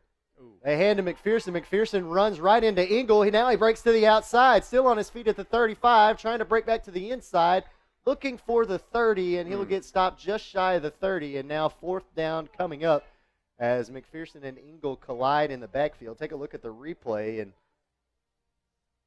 I'm surprised McPherson was able to turn that into anything positive. He was still able to pick up 6 yards. Outside, 4th and 3 coming up. 35, trying to break back to the inside, looking for the 30. We hate to see that happening to them. They this drive has been going their way until that penalty and that little mishap right there. 4th and 3 from the 30. Everybody coming in on Gosnell. There's the snap. McPherson to the left, trying to find the corner, and he could not find it. He is going to be stopped short of the 1st down marker, giving it back to the Gosnell Pirates unless they're going to bring out the chains here. It looked like he's shy of the 1st down marker, but we'll see. It is a little bit hard to tell from where we're at. Yeah, we don't have a great angle on it, but I'm with you, Andy. I think they're short.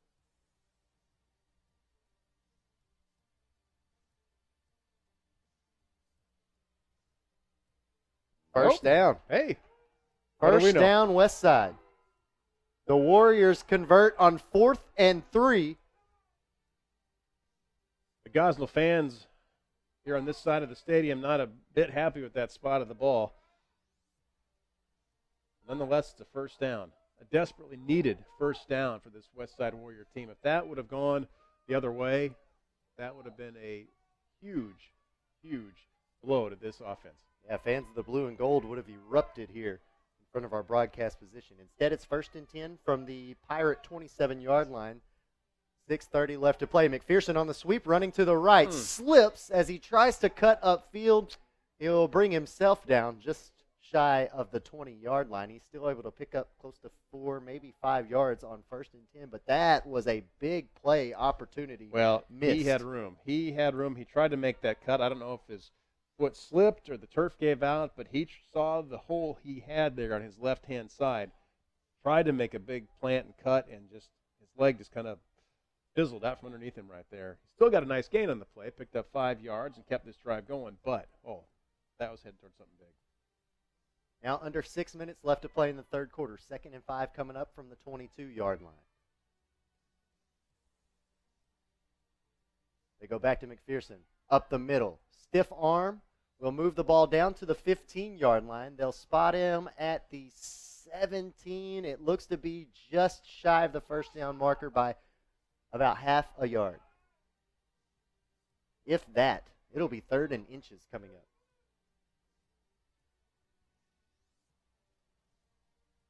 We talked about it earlier, 4-down territory. 3rd and 1, you got a power I team like this, you're just going to go for it. But even if they don't get it here, they got to go for it on 4th down at this point in the game, the way Gosnell's playing. Well, 3rd and 1, I say you give it to all-day Tyler Ray right here and let him bang it right up the middle for 3 yards. Instead, they go back to McPherson. McPherson, following his blockers, will move it inside the 15. He's got the 1st down and more. It'll be 1st and 10 now from the 11 for Westside. Well, this is what Westside desperately needed in this drive. Sustaining it, taking time off the clock. Now they just have to finish it. 10th play of this drive coming up, under 5 left to play in the third. Westside trailing 24-14. Play clock already down to about 15 as the Warriors break the huddle. Here we go. 1st and 10 from the 12.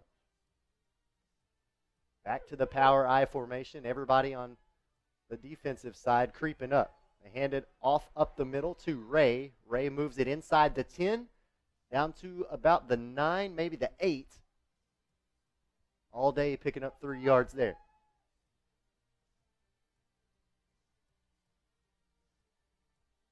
But they do not have to score to get another set of downs here. It's not a goal line situation.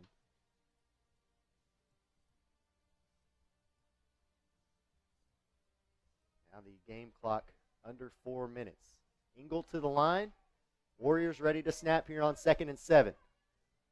Play action. Engel keeps it himself. Trying to find the sideline. He will bounce out. And I'm not sure if he was able to get to the 5-yard line or not. It looks like they're going to stop him just shy, right about the 6. Let's not underestimate the value of this drive and the time it's taking on and toll it's taking on the Gosnell defense. These guys have been on the field for several minutes now. They're wearing down that defense, even after the setbacks with the penalty and the collision between quarterback and running back early on. This is the 12th play of this drive, coming up 3rd and 3 from the 6. Handoff up the middle. They got the first down. It should be 1st and goal coming up, it looks like. Judging by the spot of the referee, it will be 1st and goal. So under 4 minutes left. Warriors now inside the 5-yard line have a chance to pull it within 1 touchdown again.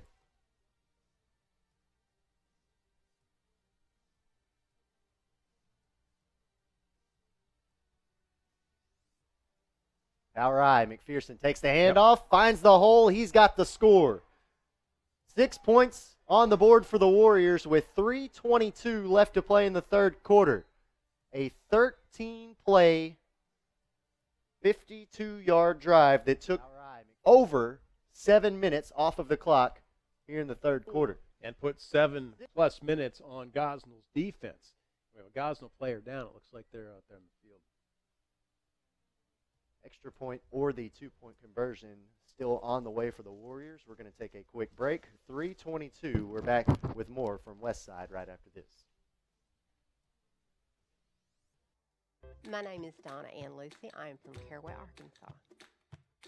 I had been having trouble with my internet. You got a lot of important things that you do from the internet, and you don't want to miss anything. I usually use it to book rooms to watch my granddaughter play basketball. They had someone out that day, and it was back up within 20 minutes. And it makes me feel so good to go there and take care of it, and see the smile on her face, man. That makes my day right there.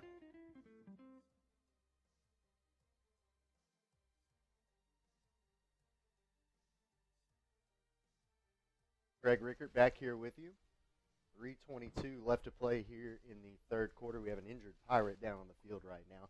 After the Westside score, 24-20 after the touchdown. We're going to go ahead and pitch back to break. We're back with more action here from Westside right after this.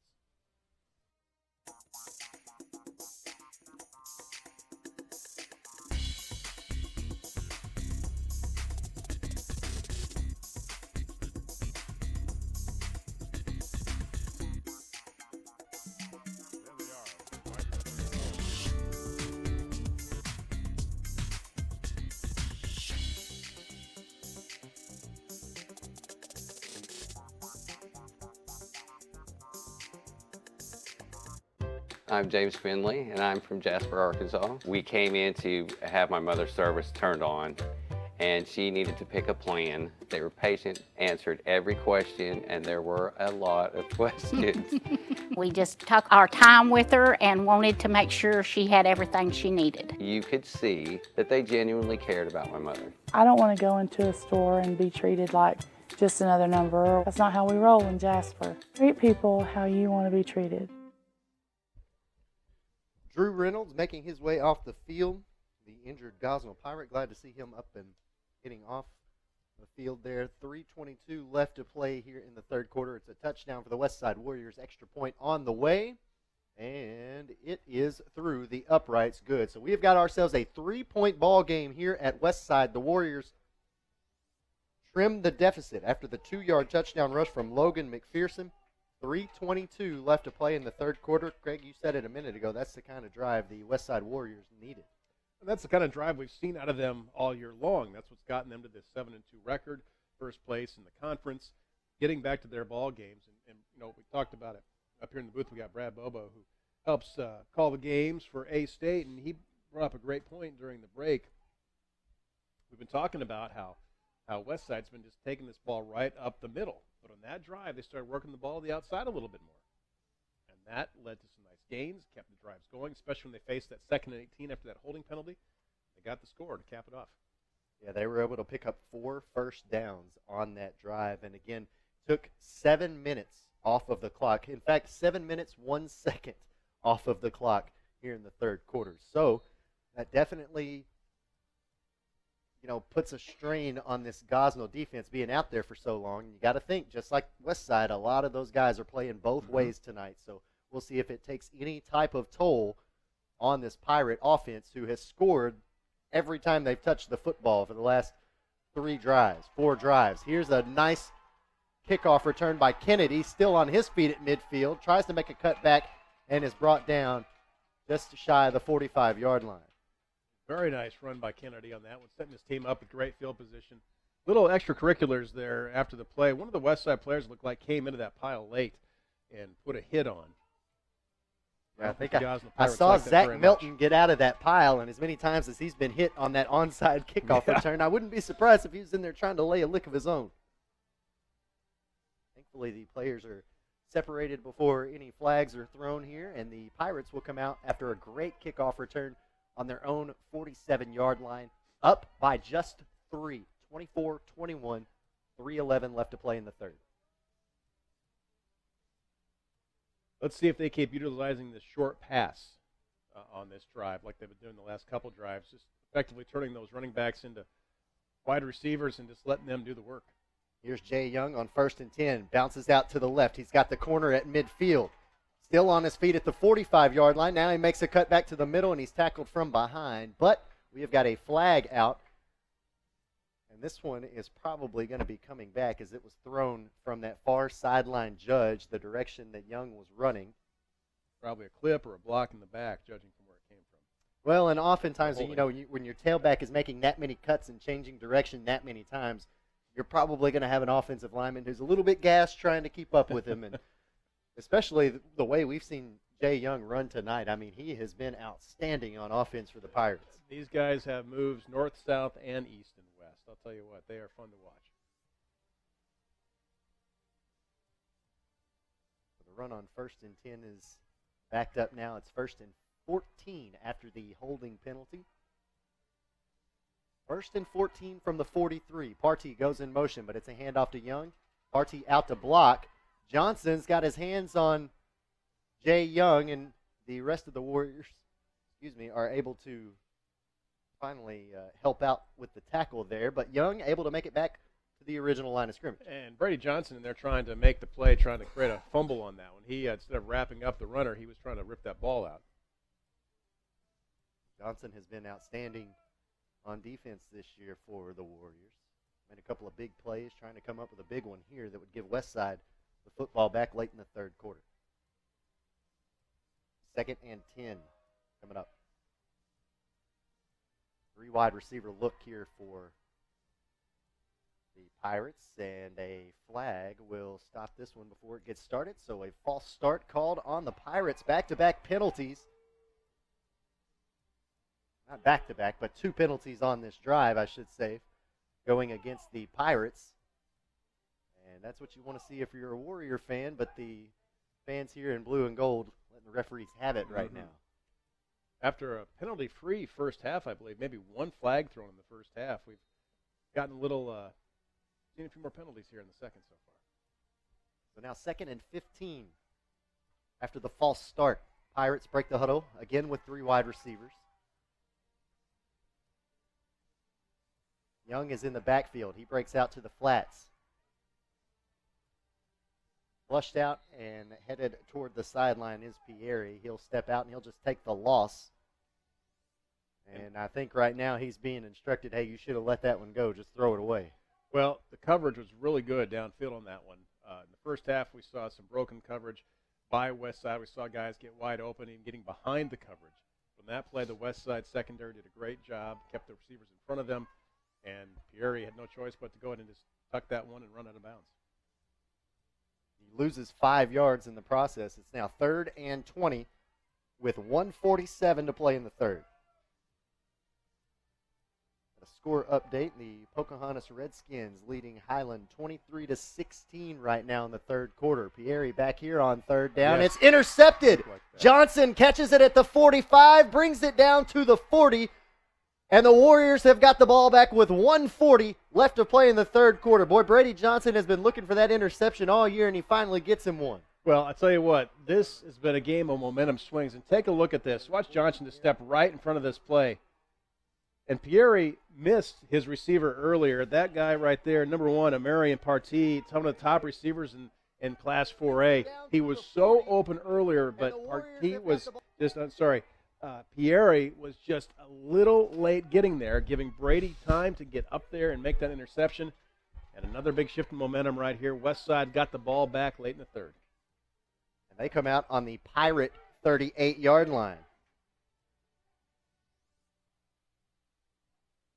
McPherson takes the handoff, and he will run out to the 35-yard line. He picks up 2, maybe 3 yards there on 1st and 10. 2nd and 7 coming up. Huge shift in momentum here for Westside, getting the ball back to end the third quarter. And now that Gosnell defense right back on the field again after that long, sustained 7-minute drive by Westside that resulted in the score.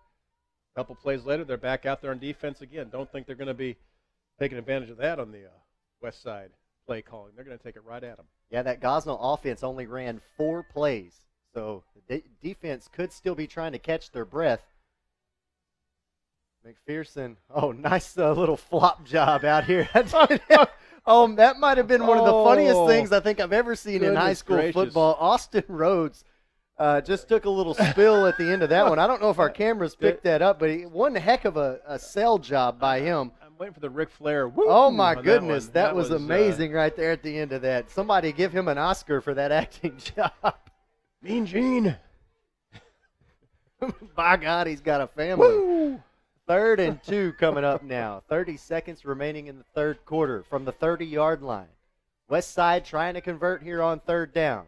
There's the handoff to Tyler Ray. He's got the 1st down. Oh, no, maybe just a bit shy, actually. 4th and short coming up here. It's not very often Tyler Ray doesn't pick up 3 yards. He is custom built for that play. He is your guy for that short yardage. Need the 1st down, 2 to 3 yards. He's money in the bank all season long on that play, but right there comes up just a little bit short. Well, it looks like they're eyeballing it here. They're going to bring the chains out. 17 seconds left to play in the third quarter. And this will either be a 3rd down conversion or it'll be 4th and short. Taking a look at the on-field camera we got here. It's a 1st down for Westside. 1st and 10 Warriors. The ball is inside the 30-yard line now. On the 29, the Warriors still have time to run one more play here in the third quarter. Let's see if they opt to do so. Clock starts rolling. Warriors break the huddle. They may try to just get some free yards here if they can draw the Pirates off sides.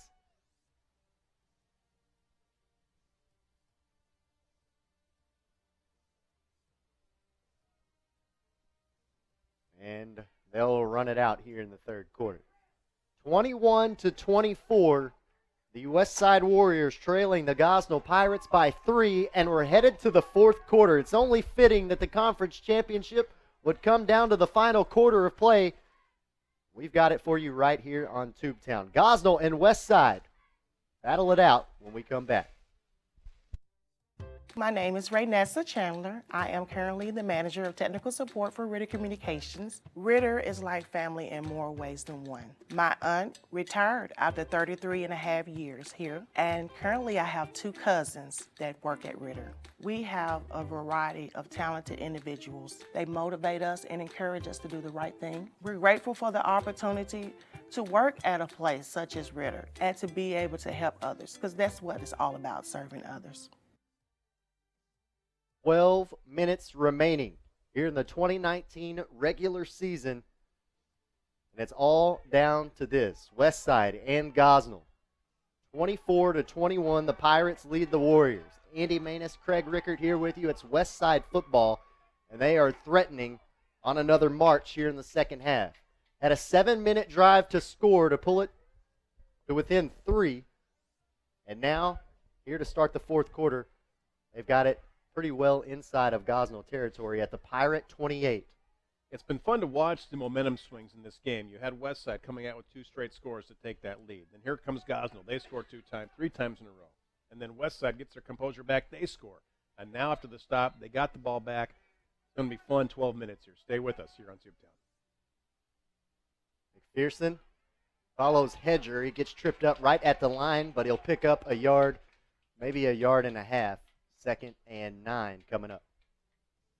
I keep waiting for this offense to go to the outside a little bit more. They had success on the last scoring drive they had. Right now they're content to keep it between the tackles, keep going up the middle. But the way they've got them stacked up in the box, you just got to wonder, try to use some of that speed of McPherson on the outside.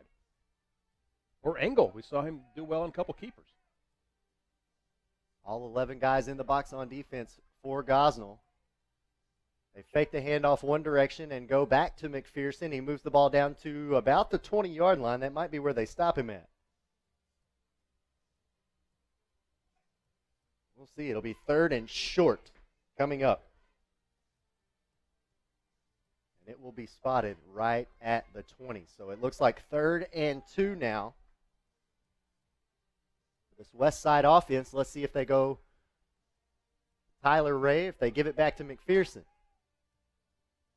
Gosnell showing pressure.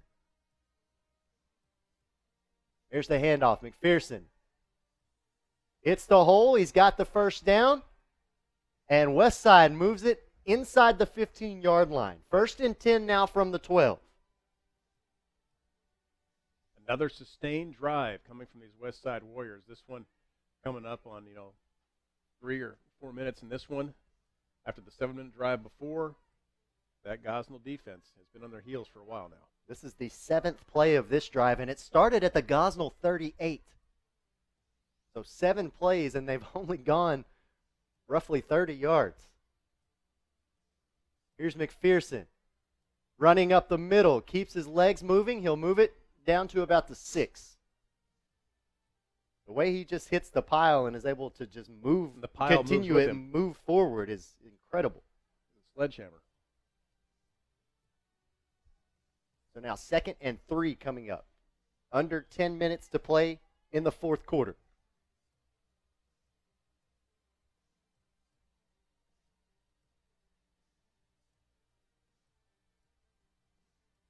Engel surveying the defense. 10 seconds left on the play clock. Turns, hands it off to All Day. All Day pushed, still trying to push the pile forward, but finally gets pushed backwards. There's a whistle finally as the ball, it looks like it's going to be spotted right at the 5. It'll be a gain of 1 for Westside. It looks like it'll be 3rd and 2 coming up. So they get a good push and stop Tyler Ray there. Got a Gosnell player a little shaken up on that play. That's number 4, Jamal Carter, slow to get up, and the coach is coming out checking on him. He's going to come out of the game. Yeah, he looks like he's frustrated that he has to come out. He was trying to stay in there, and the referee said he has to come out, and now here he comes.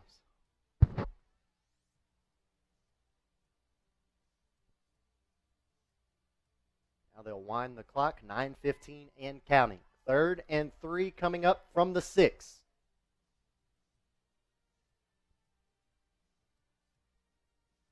McPherson running to his right, makes a cut. He's into the end zone. Touchdown. Westside now with the lead after a 6-yard rush by Logan McPherson. And that is vintage Westside. And as we've been calling for it up here in the booth, let's take it outside the tackles. And once again, look what happens. Westside now another with score the for lead Westside. After a 6-yard rush. Got the lead back. 27-24. The Warriors now lead by a field goal. The extra point from Luke Walls on the way to at least make it a touchdown game.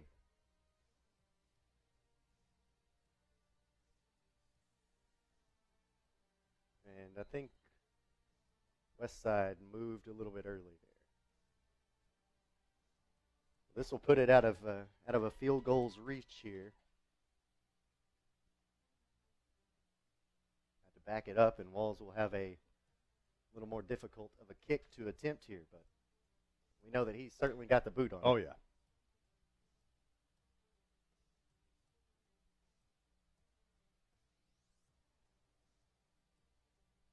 This game is starting to feel like one of those ones whoever has the ball last type games. Well, and this could be big, too, as this could make it a 4-point game, or it's going to stay at a 3-point game.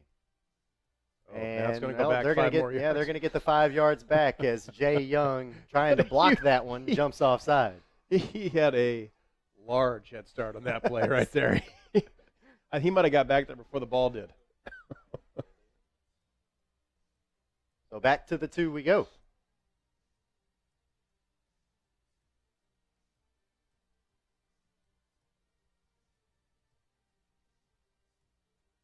How many attempts are we going to have in an extra point? No, I don't know what the record is, but we're trying.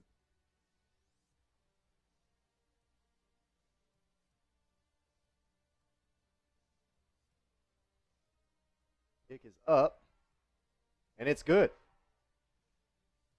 So 28-24 after the 6-yard rush by Logan McPherson, the extra point by Luke Walls, 9:01 left to play in the fourth quarter. Westside now back on top. Okay, so finding a heat and air guy has never been easy. But then I got more, and it's a whole new level of customer service. First, they show up on time, and before they arrive, I get a text with a picture of my More technician, like Uber. And my More team never leaves a mess. They treat my home like it's theirs. Google MOHR. That 5-star rating, it's for real. You deserve more, so visit us online or call us today to schedule an appointment. 28-24 now the score after Westside able to punch it in. Drive started on the Gosnell 38-yard line, capped off with a 6-yard touchdown rush from Logan McPherson. Walls hits the extra point, and the Warriors back on top by 4. 9:01 left to play in the fourth quarter. Andy Maness, Craig Rickert here with you. Gosnell now with an opportunity to answer, and they're going to have good field position as that kickoff sails out of bounds. Let's not forget also that last scoring drive by Westside got started thanks to interception. The defense, once again, and that Gosnell defense really needs the offense to put something together right here. They've been on the field pretty much this entire, the entirety of the fourth quarter and a big chunk of the third quarter. Spent a lot of time out there. Yeah, that last drive by Westside was 4 minutes, 40 seconds. You talk about that 7-minute drive in the third. They've almost been out there in the second half for an entire quarter. We have had 15 minutes of play, and they've been on the field for 11 or so of those minutes. So that defense for Gosnell needs the offense to put a couple first downs together, give them a breather. Pirates from the 35-yard line in the pistol.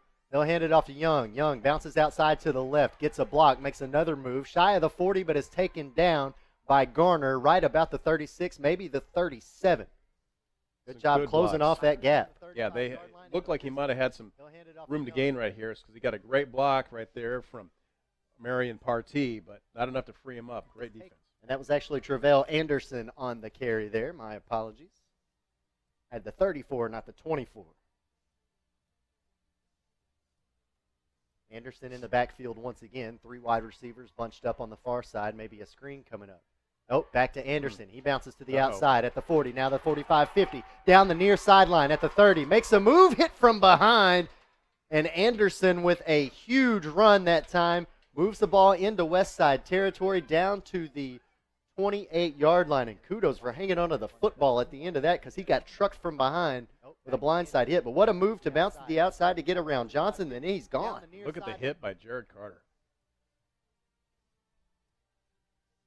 Trying to juke Logan McPherson there.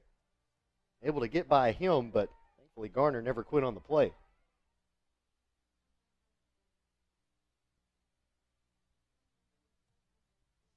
Here's a run by Jay Young. He bounces to the outside, still in bounds as he makes his way inside the 20. Oh boy, here's this rushing attack for Gosnell. They have found their legs once again. Great move there to pop it to the outside, making guys miss. But a penalty is going to bring this one back. Westside catching a big break there.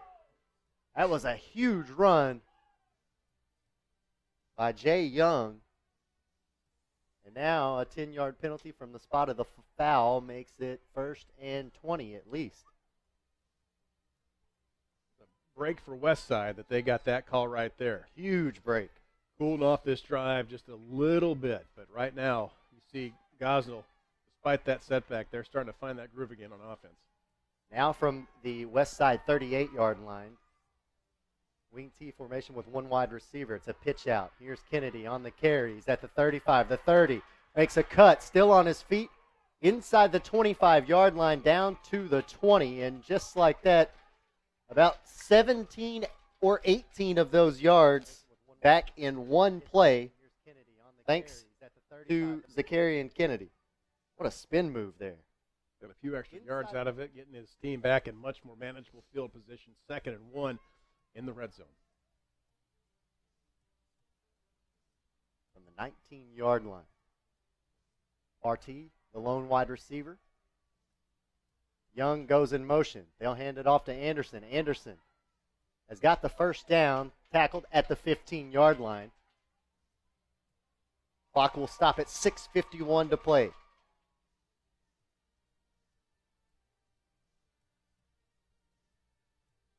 Now they will wind the clock. 1st and 10 from the 15.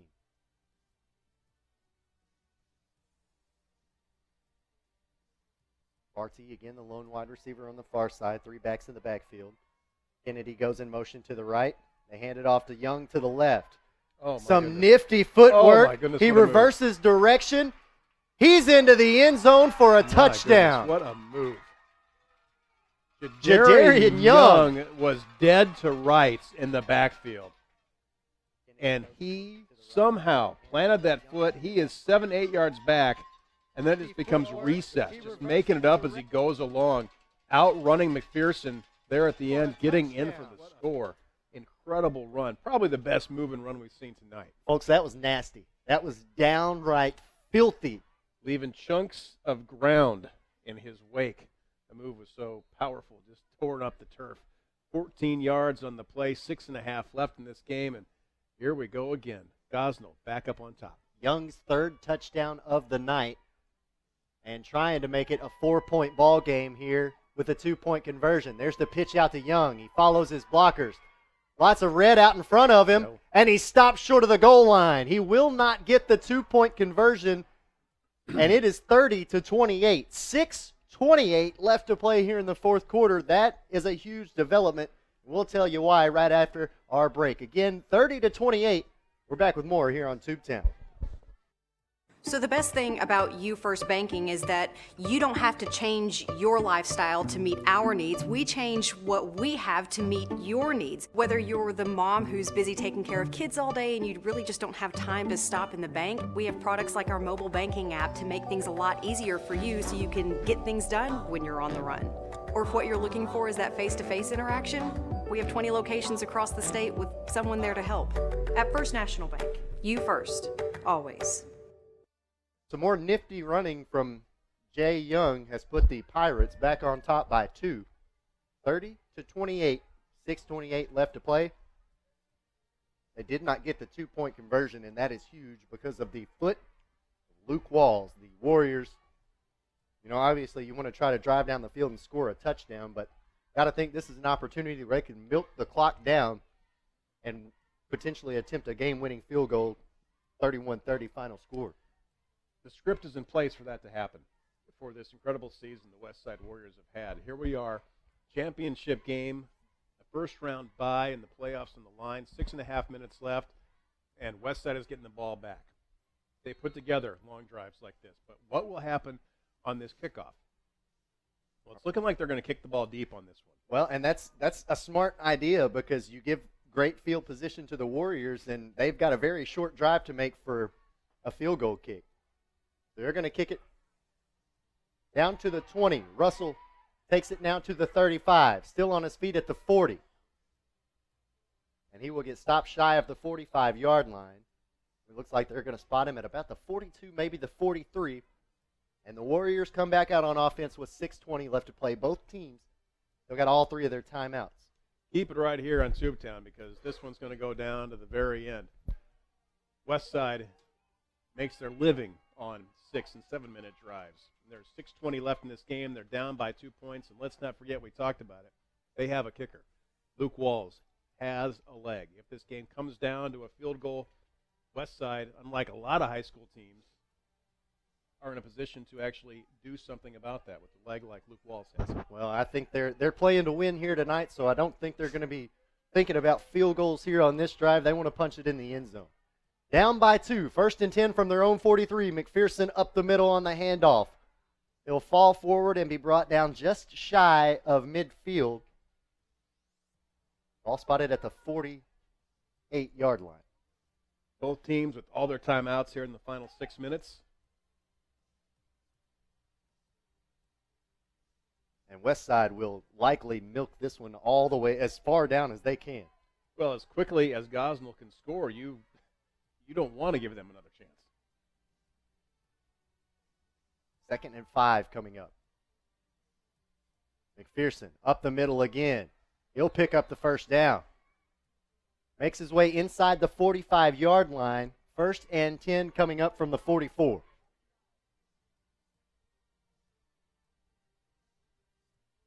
That will stop the clock with 5:38 left to play, and now they start it again.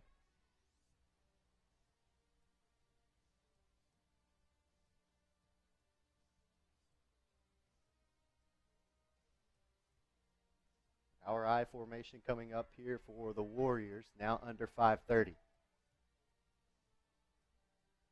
There's the handoff to All Day. All Day is going to take this one inside the 40, but this one might be coming back. Flag thrown. It is going to be holding on Westside.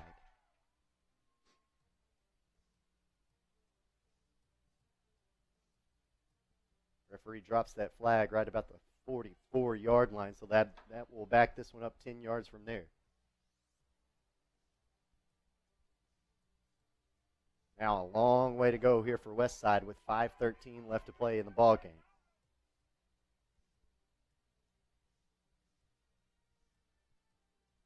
Well, it feels like this place is on pins and needles right now. For both sides, not just the Pirates who have the 2-point lead, but the Warriors who desperately want this conference championship. So much at stake here in this last 5 minutes. Here's McPherson. He makes a cut at the 50, and he is brought down at about the 46-yard line, a pickup of about 5, maybe 6. And a long 2nd down coming up. Marion Partee a little slow to get up there for Gosnell on that play. He got his foot kind of stuck in the pile. A couple teammates checked him out. He's kind of favoring that left foot and ankle right now. 15 seconds left on the play clock as the Warriors head to the line. Under 4:30 left to play now in the ballgame. 2nd and 14 coming up. Fake to All Day. It's a handoff to McPherson.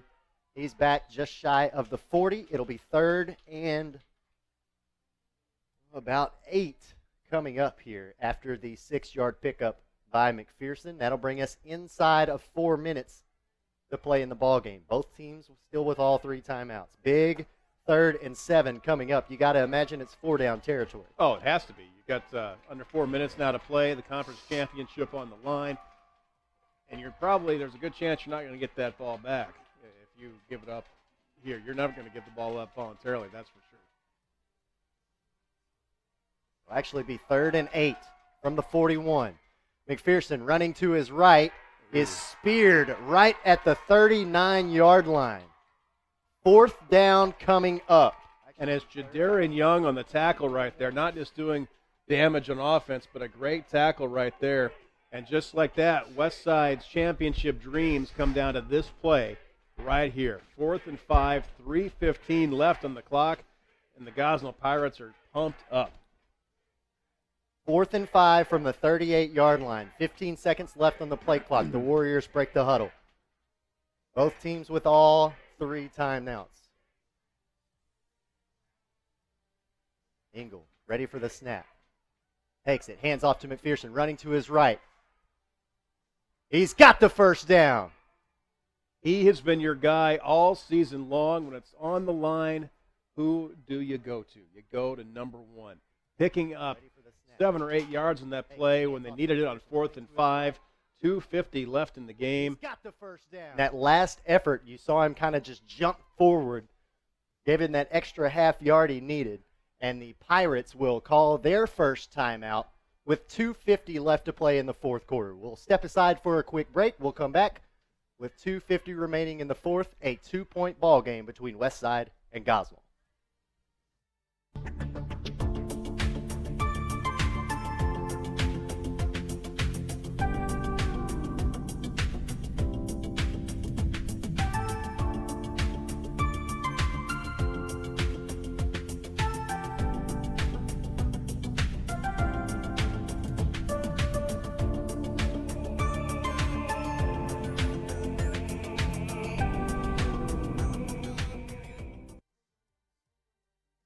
Craig Rickert back here with you. 2:50 left to play in the fourth quarter. 30-28.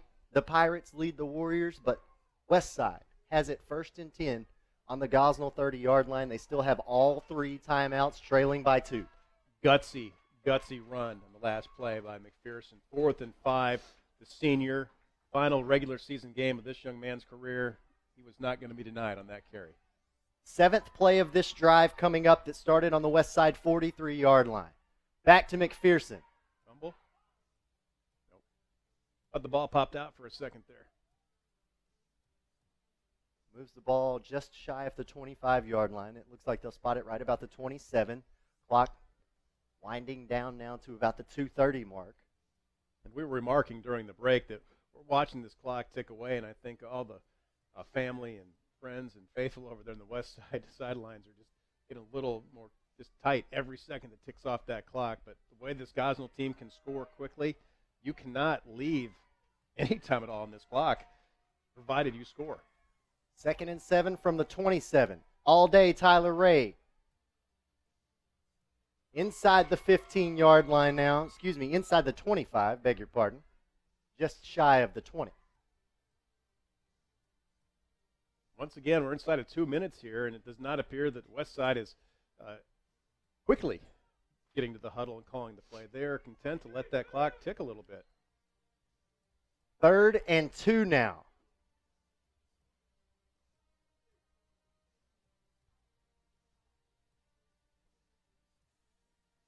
There's the snap. There's the handoff. McPherson bounces off of one defender at the line. It looks like they're going to spot him at the 20, very close to the first down marker. Clock is stopped with 1:27 left to play in the ball game. They're going to say 4th down. 4th down coming up. 1:20 left to play, and no, they're going to measure it.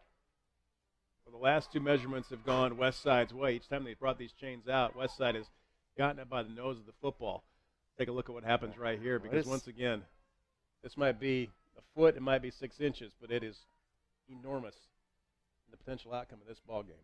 Yeah, way too close of a situation to leave it up to an eyeball, and just short by a football length. So good eye out there by the ref, and it will be 4th and short. Clock will start from 1:20 at the referee's signal. Ray there or McPherson, where do you go? Who do you go with? Oof. That is a tough call. 4th and 1 from the 22. Comes down to another 4th down conversion. There's the snap. There's the push. Engel with the quarterback sneak will pick up the first down. A 1st and 10 now inside the 20 with 1:04 left to play in the fourth quarter. 30-28. Clock continues to roll now. I feel like we're watching that Brooklyn Westside game we called a few weeks ago, Andy, where that came down to the final play of the game, and it was McPherson scoring on the final play of the game to give Westside that critical win. Under 50 left to play now. McPherson takes the handoff, cuts up the middle, and is brought down inside the 15-yard line. I think they've got enough to move the chains for another fresh set of downs. And now the Pirates will call a timeout. 31 seconds remaining. Gosnell has one timeout left. Westside still has all three of theirs. 2-point ball game, 30-28 with 31 seconds left. 2nd and 17, Craig, from the 17-yard line. When you're running such a running offense like this, 31 seconds is not as many plays as other teams. You have 3 timeouts. Typically, you would say you might have 4 plays out of this. But the way Westside runs the ball and seems reluctant, as we've seen this year, to call timeout quickly, they need to be quick on these timeouts, or they need to maybe try a pass, because 31 seconds for this Westside team is not the equivalent plays you would see for other teams. Let's see what they have right here. Offset I formation. Ray, Hedger, McPherson. 2nd and 3 from the 11. There's the handoff to All Day trying to push the pile forward. He's inside the 10, it would appear. Clock continuing to roll. Gosnell still has one timeout left. They're not going to use it here. We're kind of thinking that they're setting up for a field goal at this point, the way they're letting that clock go. Luke Walls has plenty of leg for this. No doubt about that. And the ball is set up on the left hash marks. And the Warriors still now have 2 timeouts remaining. So it's, I think you're at a point where you find out which side of the field Walls wants to kick the ball from, and you run a play to that side. You got to run a play to that side. You got 16 seconds. You got your timeouts. Use them. It all comes down to this. It looks like Westside going to try to play for the field goal victory here. You still got to try to score the touchdown, though. You don't want to have to try the field goal. If you don't, on this play, this is the play where you still try to make something happen. If you don't make something happen here on 3rd down is when you try to get that little lean to the middle or whatever. This is 3rd down. Yeah, okay, 3rd and 1. Sorry, the scoreboard's wrong. 3rd and 1 from the 9. There's the handoff. McPherson running to the right, finding the corner, finding the goal line. He's into the end zone for the score. Westside has taken the lead with 11 seconds remaining in the 4th quarter. The conference championship is on the line. And how fitting is it that the senior, Logan McPherson, takes it in for 6. And once again, we talked about how they've made this change in the second half, working the ball to the outside. They spent most of their time in this game, 90% of it, running the ball right up the middle. But we saw them start to be effective going to the outside here in the second half. And on this scoring drive, this go-ahead touchdown play, there they go. Outside, use that speed of McPherson, let him just put this team on his back and get the score. Now they're going to go for 2. Engel on the keeper. Finds the corner of the end zone. And what a block to free him up. So it is now a touchdown game, 36-30 with 11 seconds remaining. So even if Gosnell does get a touchdown, they're going to have to convert on the point after. Take a look at the block here on the outside. I think it was, once again, have some big hits tonight. Brady Johnson. Look at the great block he made. That's Dylan Russell out there. Making a great block to make sure that he could get in there for the score. Boy, he laid some lumber into that block, didn't he? Taking out a little bit of frustration. It's a 6-point lead for Westside with 11 seconds remaining. Gosnell still has one timeout. Gosnell has not lost to Westside in this century. 1999 is the last time that Westside beat the Gosnell Pirates. And we are 11 seconds away from seeing history be made in that regard, plus also the first ever conference championship, I believe, for Westside in that all-important first-round bye in the playoffs. Well, and that's huge, especially after the junior high team goes undefeated, the first undefeated team in school history to win their conference championship, and now you have the senior high team 11 seconds away from capping off an excellent season. Got to stop the Pirates here, though, on this kickoff return. And it will go out of bounds. So that is going to put the Pirates at the 35-yard line. Oh, and now some jawing going on. It looks like a second flag came out. I don't know what that second flag was about, but where the referee is ushering these teams to back off. There's some unsportsmanlike conduct going on. Trash being talked. Referees out here with their hands on their hips. Well, we know that Gosnell can throw the ball. We know that Cooper Pierre has a gun. We know that Jay Young can do some amazing moves. Things with his feet. Seen him with some fancy footwork here tonight. Westside is already in their prevent defense. And you look at that and you think of, I just kind of wonder, do you want to give these Gosnell Pirates that much space? I think with a 6-point lead, absolutely. You put as many guys back in front of that end zone as you have to, and you just don't let them score. Well, you obviously don't want to let them score, but these running backs are making such great moves. That's these true. backs for Gosnell are making something out of nothing when they have no room. And if you give them that much space, okay, so what are we doing here? Are we re-kicking? It's like we're re-kicking here. Do we have maybe offsetting penalties? Or yeah, I think maybe with the two flags coming out, never saw either of the officials signal anything. But okay, well, it's apparently against the Pirates, because now Westside going to be kicking off from midfield.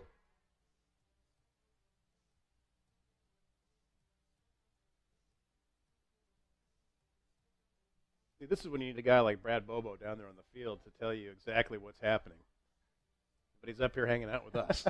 With the temperatures the way they are right now, I can't really say I blame him. The guy's got his first Saturday off in a while, yeah. right? So he's hanging out with us tonight. Red Wolves on their off week this week. Who do we got next week? Coastal Carolina. Is that back at the Vault or is that on the road? That's at home. Short kick. It'll be picked up. Here's Anderson with it. Reverse direction. He's going back the other way now. Still on his feet. Brought down with 2 seconds remaining.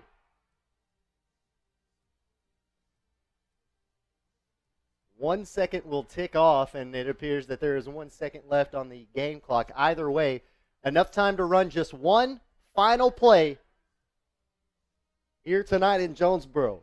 It all comes down to this, the Pirates and the Warriors. A 6-point lead for Westside.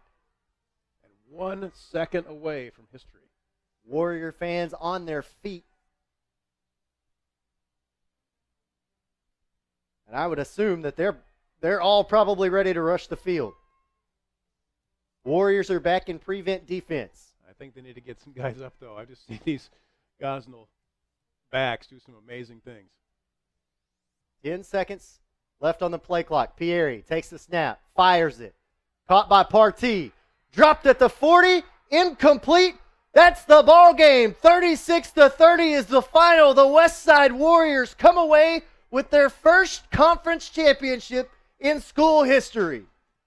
20 years since they have beaten this team, and it couldn't come on a sweeter night for these seniors. Senior night, final game of the regular season, a conference championship, a first-round pass in the playoffs, and here they are here in rural Craighead County, these Westside Warriors, once just a program in shambles, not winning games, not even being in ball games, and here they are, conference champions.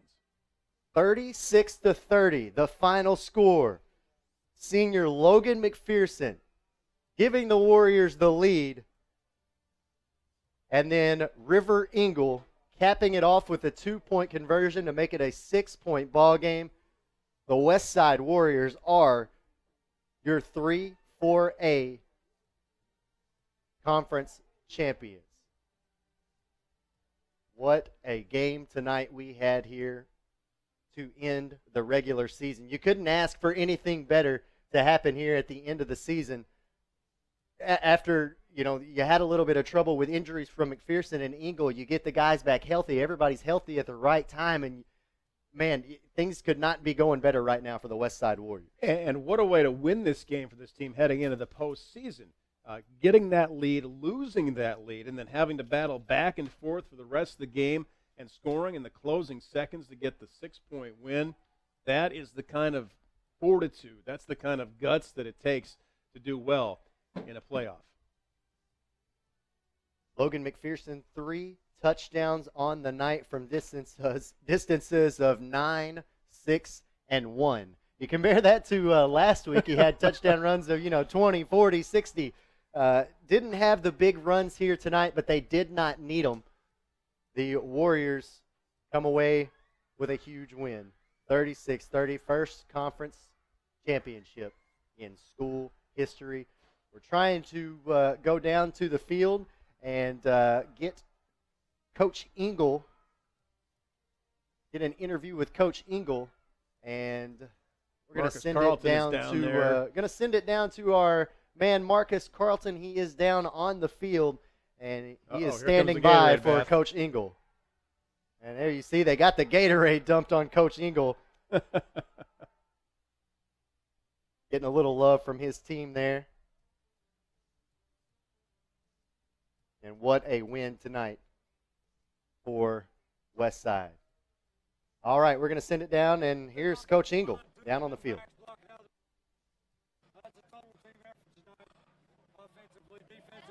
Tell you what, special teams that was crucial. So, man, it's just huge, guys. We got to go get a couple weeks off here, rest of it. And I'll tell you what, them guys sure deserve what they're getting right over there.